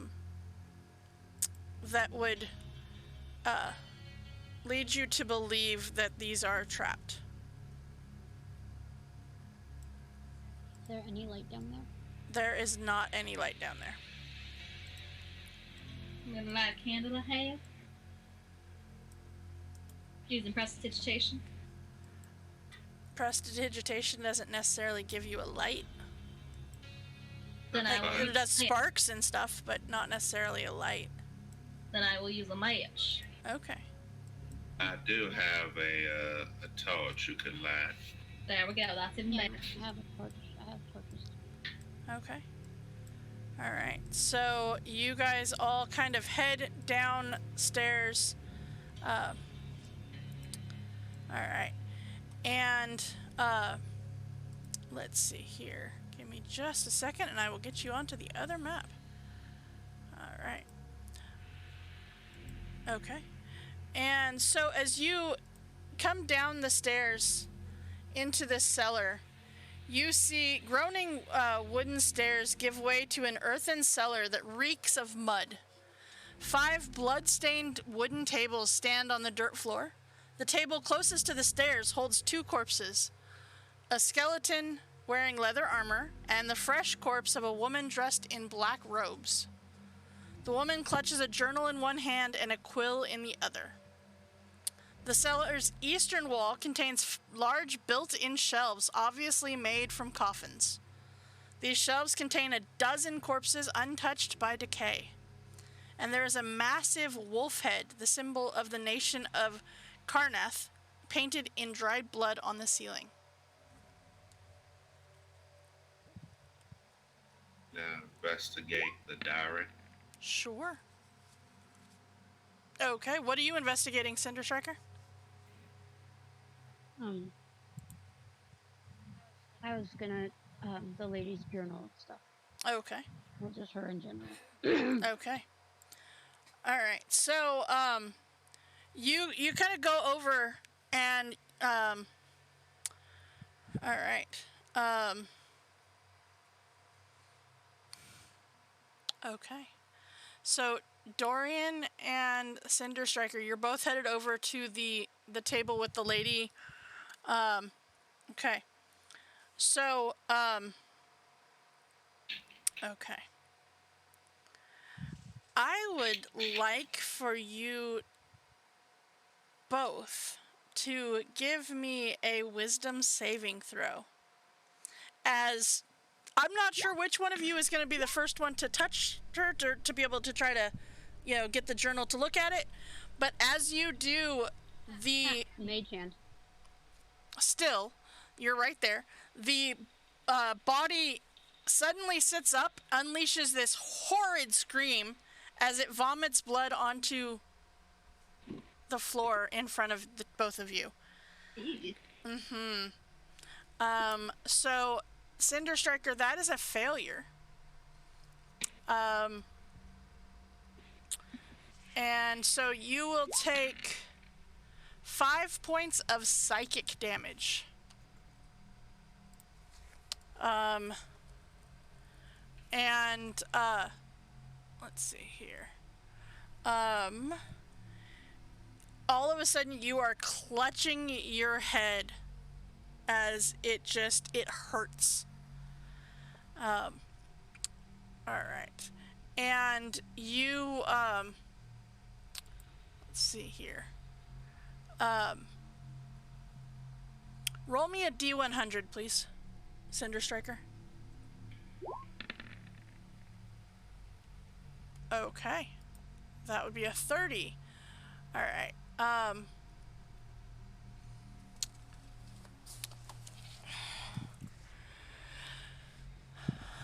So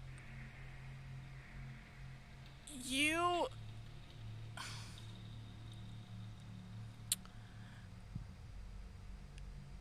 in this moment, that body doing that scared the ever-living daylights out of you. And you are currently incapacitated and just standing there just crying. Uncontrollably, you literally have no control over the tears. Huh? I can't, move or anything? Nope. Roll me a D10, please.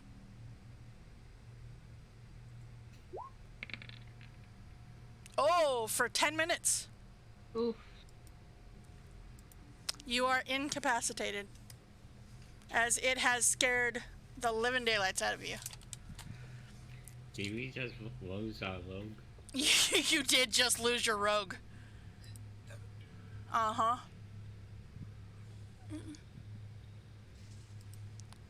She's just right there, just incapacitated, standing there, just bawling. What are you shooting? Well, I assume it's a screaming corpse vomiting blood. As soon as she vomits the blood, she falls back over and does not move. Shoot her anyway. Okay. That's fine. She's still dead. Can I take her journal now? You can. All right. I guess I'll pop it open and probably give it a quick skim while we're waiting. Okay. When the striker's crying. All right. So you grab this journal that she's holding, and you see that it is clear from the journal dates and stuff that it was written 4 years ago. The last entry was written 4 years ago. And it was during the day of mourning. And you get, this is the last journal entry.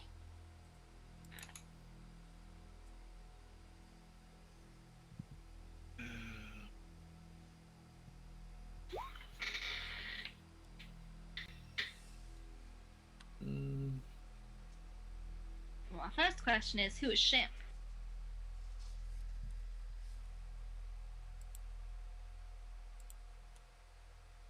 Well, let's see. Instead of calling my dead friends home, the beacon would keep them away from this place should authorities come poking about. All it requires is the destruction of the live necromantic Fosse that I use to draw power into the symbol, and the spilling of a droplet of my own blood from a cut made by a magical blade. Jagged's arm blade should do the trick.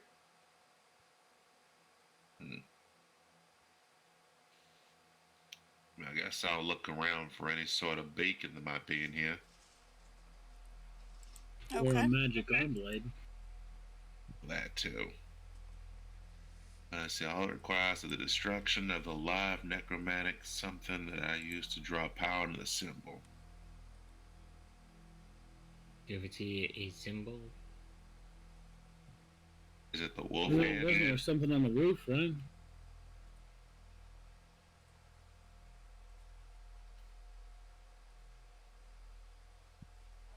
Mm-hmm. Yeah. You, It was a symbol of one of the houses? It was, the roof in blood? It is yep. There's a wolf head symbol, spans the entire cellar ceiling.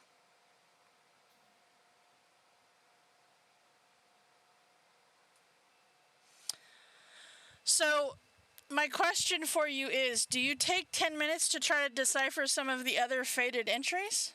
Or what do you do? Well, it looks like there could be a key to use some type of thing to ward off the presence of undead here, so it's worth investigating. In my opinion. Why don't you do that while the rest of us pile tables up against the doors? A good idea. Get these bloodstained tables up against the doors. Okay. Someone probably should pick up Cinder Striker. She's just standing there, just crying. Zara, we need you on mom duty. Take care of Cinder. Okay. Yeah, she's a teenage girl, so they all cry.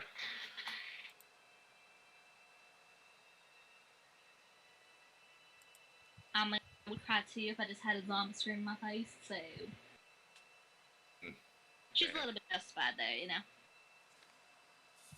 Puke blood all over me. Mm-hmm. I mean, it could have been worse. Are these coffins open?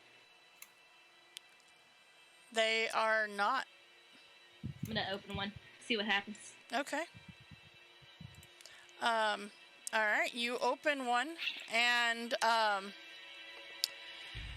alright, you see that, hold on. There are bodies inside of each of the coffins.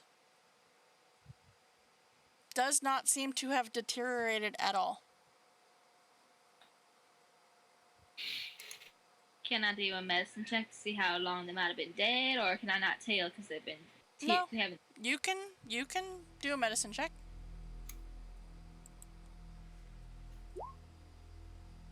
That was not supposed to be a disadvantage. Well, 11 was your first roll, so that's fine. They look to be about 4 or so years.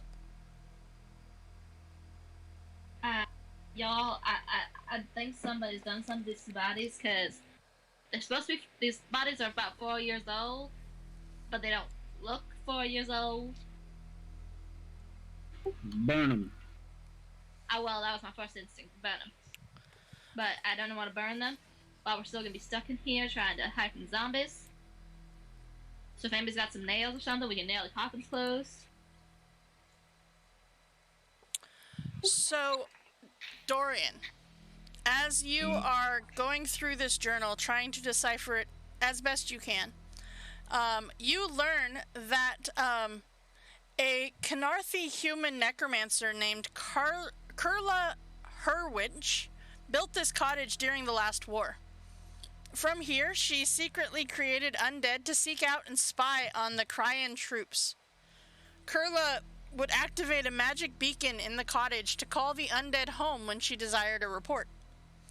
Now, she herself died on the day of mourning, but the beacon still activates from time to time, calling undead from the mournland to her cottage.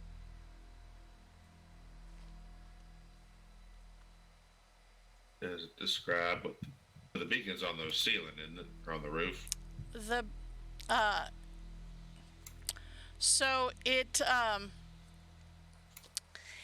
does not specifically say,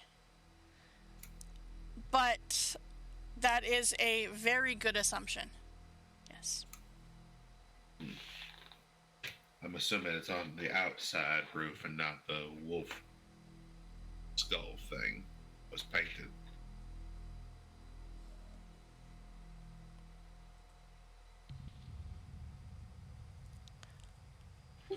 I'm assuming we didn't see anything on our run up to the cabin on the roof. You did not see anything on the roof, no. Nope. Well, that means the beacon must be in here somewhere. If not down here, then back upstairs.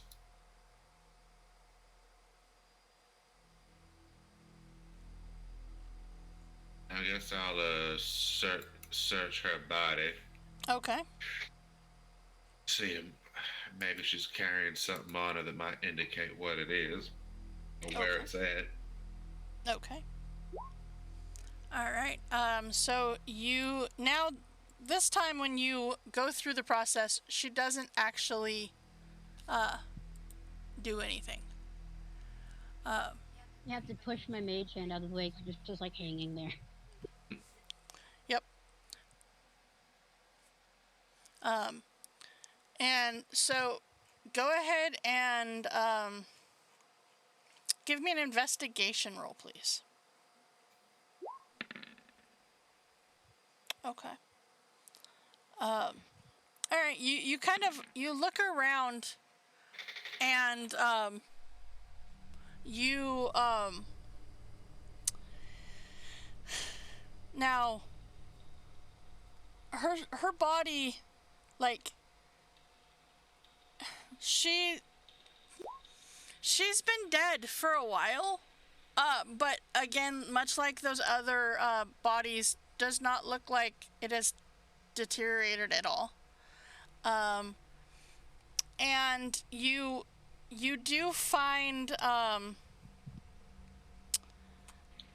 that she has a purse on her that contains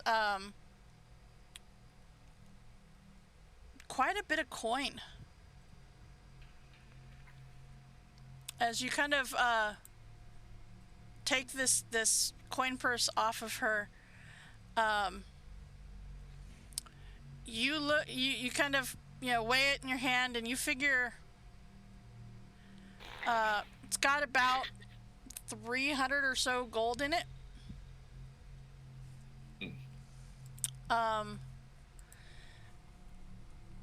But other than that, you don't find anything that specifically says where the beacon is, except for references to being down here in the basement. All right. Well, I'll slip away the purse for now. We can deal with the gold such later. But if we know for a fact that the beacon is somewhere down here, it's not on her person, then the only thing I can think of is it's in one of these here coffins. Searching through the coffins. I'm gonna go through the next coffin. Do I find a dead person or a beacon? Dead person. What about this one? Dead person. What about this one? Dead person. What about this one? Dead person. What about this one? Dead person. Darn, they're all dead people. There ain't no beacons in here. Let's see. Cinder Striker, as you're sitting there, like, you are coherent enough to know what is going on around you. Because I have an idea. Huh?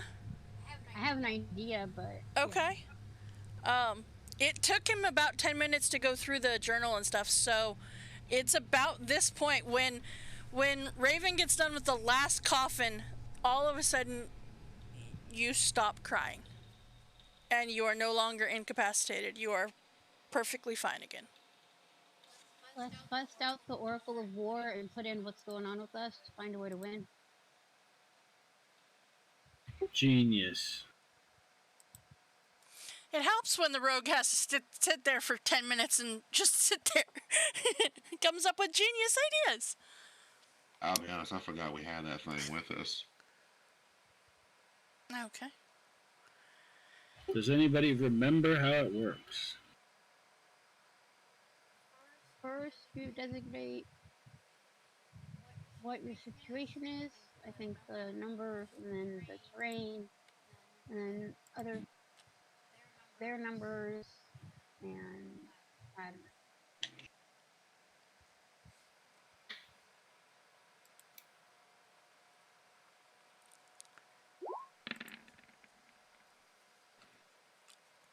Okay.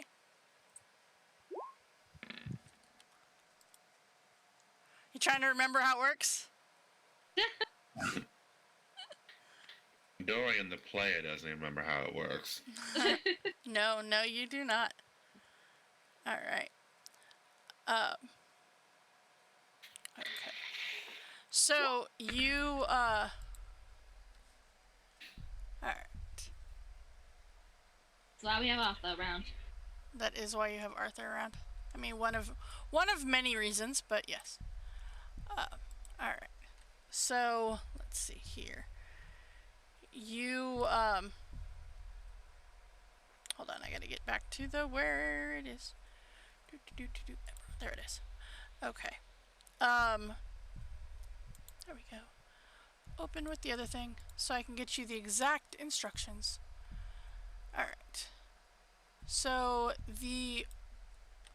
how the Oracle works. Okay. All right. So you either have to okay. You have to put in, and you have determined this and you wrote it down.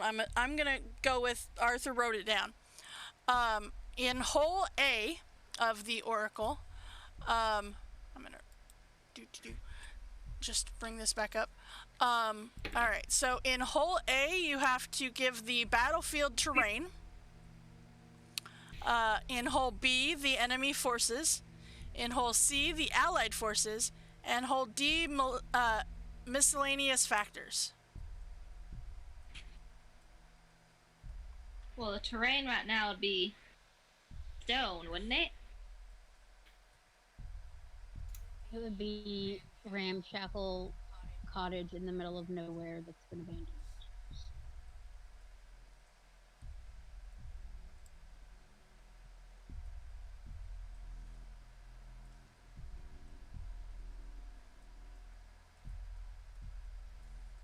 Okay. Now, does the outside count? Does it look like this is going to fall down on top of us at any minute? No.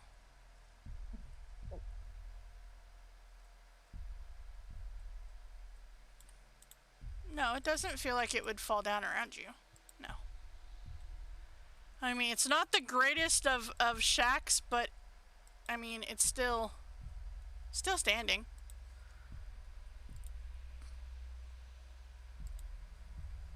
I mean, just standing isn't much. No. So, okay.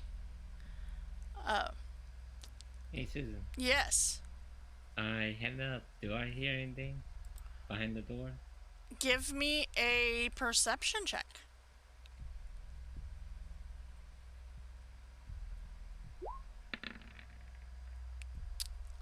You do. You should hear the sounds about this. What was once distant moaning has grown into large, hideous cries just outside the cottage walls. The wails are both unnatural and disturbing. Something in the moorland is coming to snuff out your existence. As the moans build to an unbearable cacophony, as you hear them, Joe, suddenly it all stops. All is completely silent. I mean, that's a good sign, isn't it? Was it silence when they first attack us? Yeah. I'm not saying this. This is out of character. It's out of character. I'm Maybe not they saying. don't know we're down here. Yeah, that's why I tried to stealthily, quietly go back to the group. Not Okay. trying to make noise. Okay. Give me a stealth check. Damn it. Hey. That's what I wasn't thinking. I mean, you're the one who said it. You said this word stealth. You knew what was coming. And I freaked out before I got the chance to put up a trap. Mm-hmm. Okay, you feel pretty dang stealthy, considering you're in heavy armor. Speaking of which, Raven, could you help me get some of this blood off me, please? Yes, I'm gonna come over and do some prestidigitation on her. Okay. Thank you so much. Gross. As Joe, as you move away from that door, you hear a window upstairs break. Okay. As soon as I get down, I look at Darren and say, and point it up.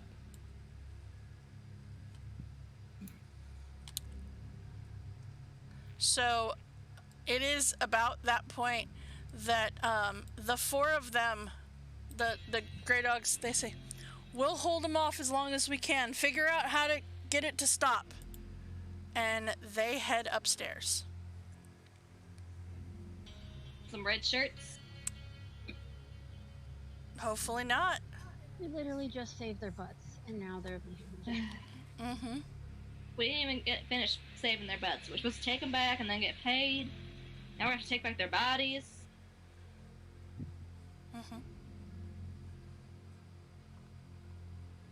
Alright, so first and foremost, we gotta set the terrain. So, it's a stone floor, so I say we say stone terrain. But we're in the Badlands. I think she's talking about in here, in this place right here. The basement, basically. Well, it's a home. So, what were the options? It just We can just say in the basement of a cottage in the middle of Moorlands. Yeah, I agree with that. Yeah, let's try that. Okay. So, just as a reminder, there is a parchment spool that comes out of it. All right. So you write down what you just said, Cinder Striker, and you put it into hole A. And you hear a voice come out of the speaking trumpet that says,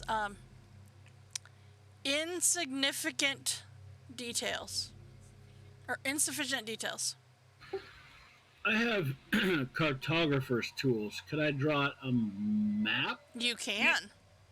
Let's do that. Okay, In relation to something we know. you draw a map of this basement and like roughly the surrounding outside, and you put it in, and you hear the voice that says Battlefield Terrain Incorporated. All right. So now we have to put who our enemies are. yeah, any and all undead. 'Cause we got skeletons and zombies, so we want it to know that we want to kill the skeletons and zombies, or at least avoid them.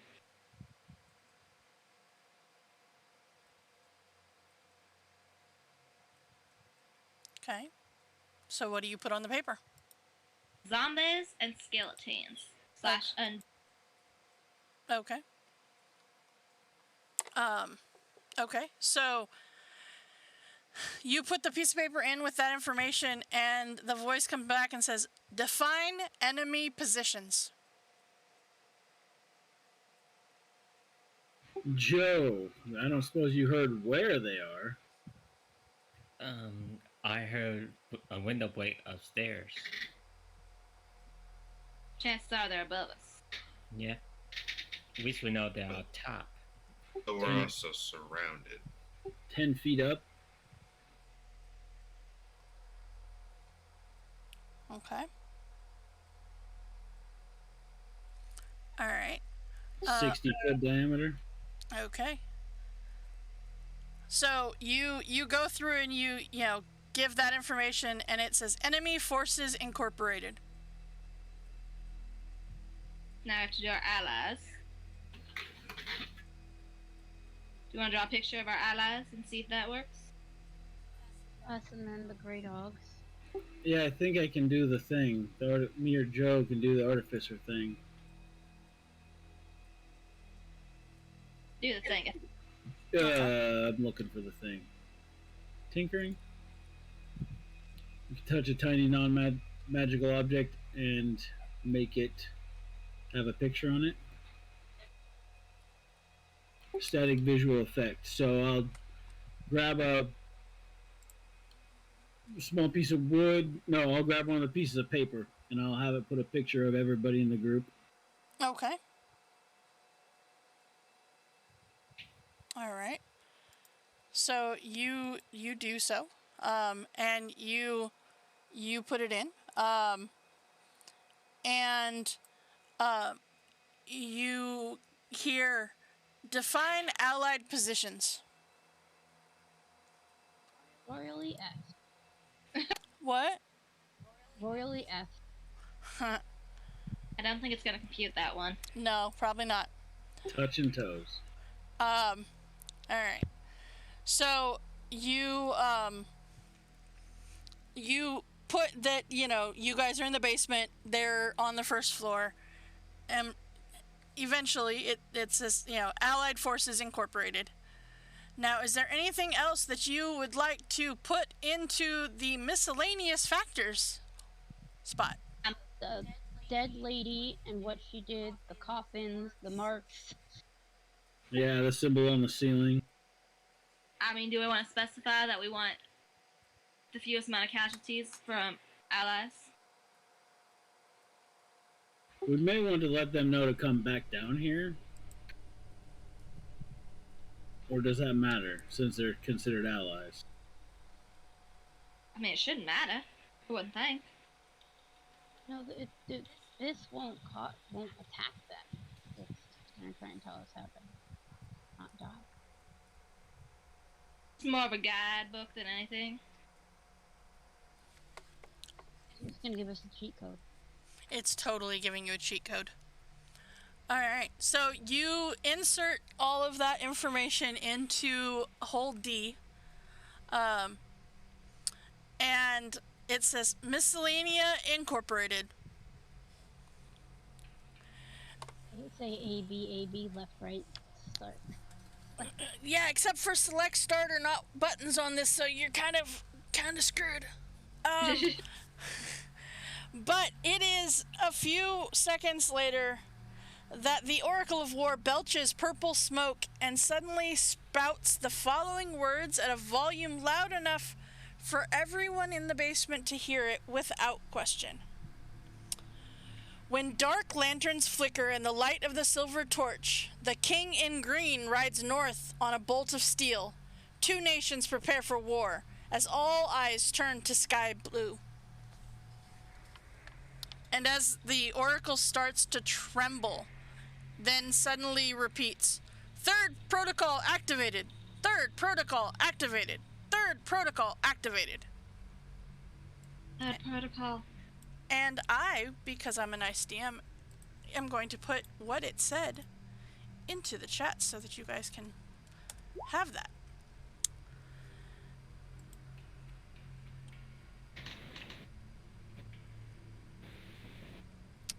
Now, you all know, beyond a shadow of a doubt, this is not what it was supposed to tell you. Does any of that ring a bell? Do I know who the King of Green is? Give me a history check. I'll do one as well. Okay. Yeah,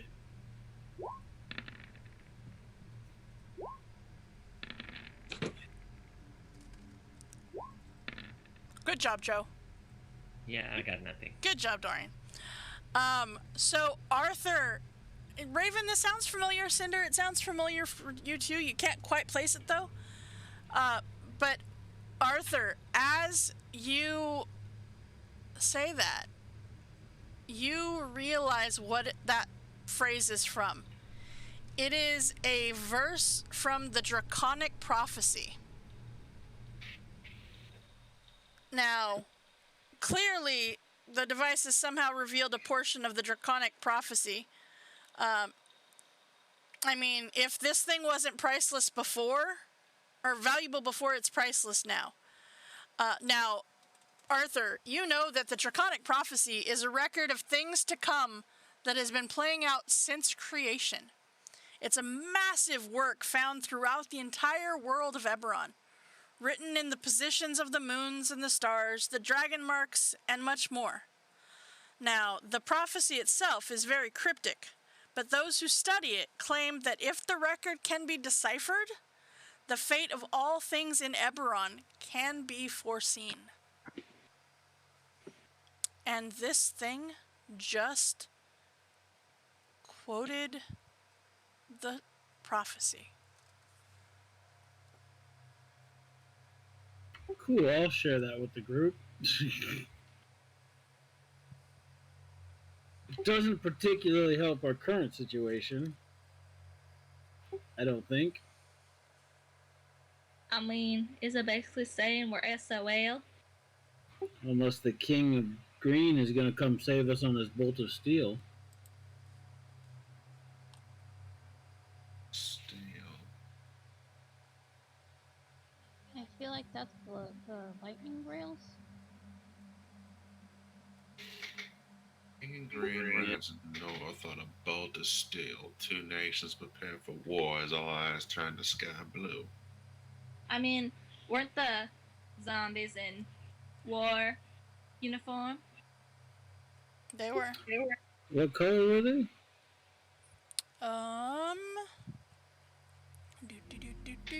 Let me scroll up. It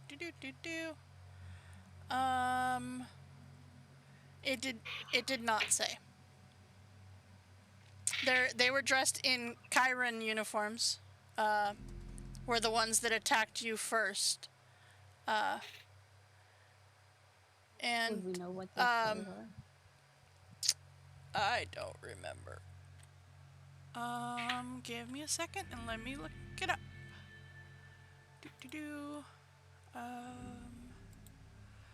Let's see.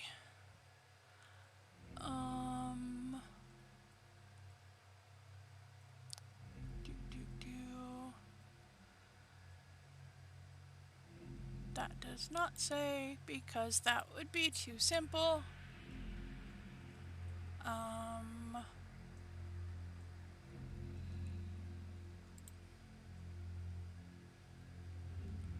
Let's see.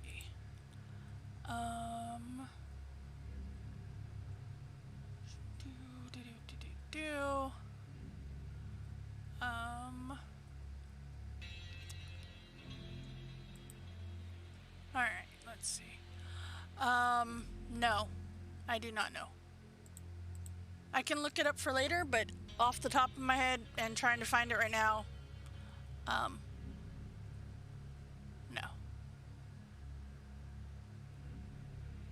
I'll look it up. What was the name? Chiron, Cyran.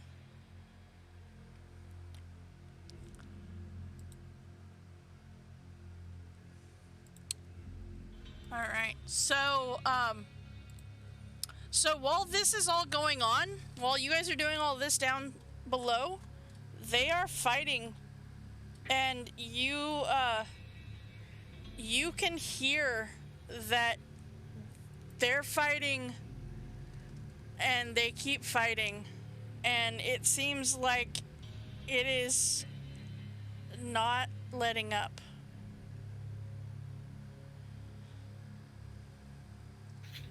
Well, maybe we should just go up and help them. Well, it's not going to do us any good. I mean, if there's that many of them, there's going to keep coming, and I only have a finite amount of bullets. Let's see. So if there was no beacon on the body, and it wasn't in the coffins, and I'm assuming there's nothing affixed to the wall or ceiling. The only thing on the ceiling is the wolf thing that is drawn. Does that seem like it would be? Does it look like something that could be broken or? It does not. Scraped off? Is it radiating? Not that you can tell, unless you have a way to figure that out. Otherwise, What out of character? Would the spell identify will help us? possibly. I'm going to do a intelligence check. Real Okay. quick. Nope. Damn it. I will. Go ahead. What you gonna do? I can ritually cast Identify and try and see if I can figure out what that is. Alright, Well, that's fine. considering that you can ritually cast detect magic? Yeah, if I had it prepared. Do you have it? Well, In the past, you have ruled that the ritual spells do not need to be prepared new every day because they're in the book and you have them. correct.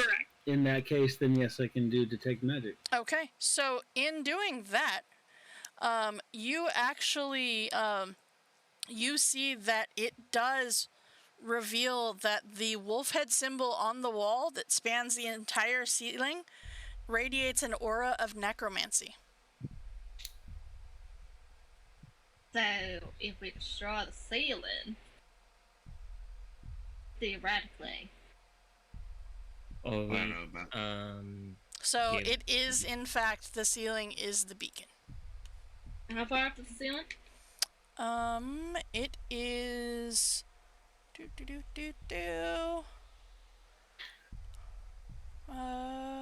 want to try and 8 feet high. take like a portion Alright, of it? so what I'm going to do is I'm going to stand up on one of the tables. Mm-hmm. Because the table, I'm assuming, is about 3 feet high-ish. Mm-hmm. And then I'm going to hold my hands up as far as I can go. Mm-hmm. And I'm going to cast Thunderclap on the sigil. Okay. Just enough to... I just want to damage it enough to break part of it, because most sigils, as far as I would know, if they aren't complete, they aren't going to work. You do so. It doesn't do any damage. None whatsoever? None whatsoever. Okay. You need a magic blade according to this journal. Any magic blade? I mean, it said it doesn't really specify other than this fellow's arm blade. I'll cast Magic Weapon on my dagger. And then, Raven, if you would lift me up to the ceiling. Now would be a good time for that fly potion. Right. Alright, get up here. And I'm going to lift Arthur up on my shoulders. Okay. You know, Arthur, I wasn't expecting to be between your legs tonight. There's still time. Okay. Okay. So you... Okay. You go and you're attacking the ceiling with the dagger? I mean, more try to like chip a piece of the edge out of the rune or something. You go to do so, and it doesn't do any damage to the sigil. Cool. What else did the book say? Says all it requires of the destruction of the live necromantic posse that I use to draw power into the symbol, and the spilling of a droplet of my own blood from a cut made by a magical blade. Oh. So I gotta cut my finger with the blade and then try it. Or It says take of some my own blood, that so. she vomited everywhere and throw that on top. I mean, Suka would just get some of her blood and put it on the dagger. Well, Yeah. her journal says of her own blood. So I'm yeah, I'll assuming just that she's the one that drew it, so it has to be her blood that destroyed it. dip the Dorian? dagger in her blood. So Dorian, bring us the body. We're gonna make a nice big gash across her body, and then we're gonna shove her body into the ceiling. It is Just put the blood. Doesn't say on the shove floor. her into it. We don't know how much blood. Might as well use it all. Her blood is literally all over the floor. I am not carrying a body up. Look at this suit. I am not getting it stained with her blood. This here is velvet, not velveteen. Dorian, I will get the blood out of your suit. It's not gonna be on for very much longer tonight anyway, so just get the fucking body. Arthur, do you have to continue holding your dagger for the magic? I could mage hand it potentially. I think you could pick up a body with mage hand. No, No, the body- dagger. The dagger. She can pick up the dagger. Dagger. Yeah, just take the dagger and try to get some blood in it and give it back to Arthur. It's on the way. The food is on the way. I'll just bring her body over. Yeah, safe. We're good. So then, magical dagger, cut the body, get some blood. Okay. Try to make another attack or just scrape it. You can easily cut the body of this dead lady with your magical dagger with no problem. She doesn't put up a fight. Okay. To be fair, she did before, and I was She did. just trying. She did.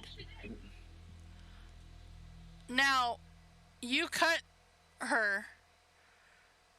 You spill her blood, and it falls on the ground. But there were other things that were required in this ritual. Jesus Christ. Alright, Is instead there of anything calling. that looks like the spellcasting focus beyond? Let's see. It requires the destruction of the. Her handwriting is terrible. It requires the destruction of the live necromantic. What is it? I can't read that word. Was that Fassi? Fassi. Fassi? I'm not trying to say that. Not foci? So it's. Maybe. Okay. Focus? Yeah. So it sounds like you have to destroy whatever she used to draw this circle. Of the 5 necromantic focuses that she used, yes. I don't suppose that'd be the 5 dead bodies in the coffins. I don't know, can you use a dead body as a focus? I mean, there's more than 5 dead bodies. There's about 6 of them. It also says live, and none of this is alive anymore. Yeah, but those ones are like years old and they haven't deteriorated at all. Suppose a corpse could be used as a focus. I mean, most focuses are inanimate objects anyway. Well, my friends, it is in that search for her 5 remaining focuses where we will pick this up next week. Because it is 9 o'clock, pretty much. And so we will stop right there before you get any more frustrated at me for giving you another puzzle. But thank you, everybody, for hanging out. I know you do. I know you hate D&D puzzles. I am aware. But Ashley says bye. thank you guys so much for hanging out in DMS Adventures Tavern with us. just a reminder, tomorrow we do have our Strict 7 College of Chaos adventure. And then Monday, we're back with the Dragon of Ice Spire Peak. And then right back here next Friday for some more adventuring in Eberron and more D&D puzzles. See, the worst part is this puzzle is probably really simple. And we haven't gotten it. I mean... her handwriting is terrible. Her handwriting If the note was written clearer, it'd be easier to decipher. It's true. So, well, until next time, thank you guys so much for hanging out here in DMS Adventures Tavern, where adventure is always on the menu. Thanks, guys.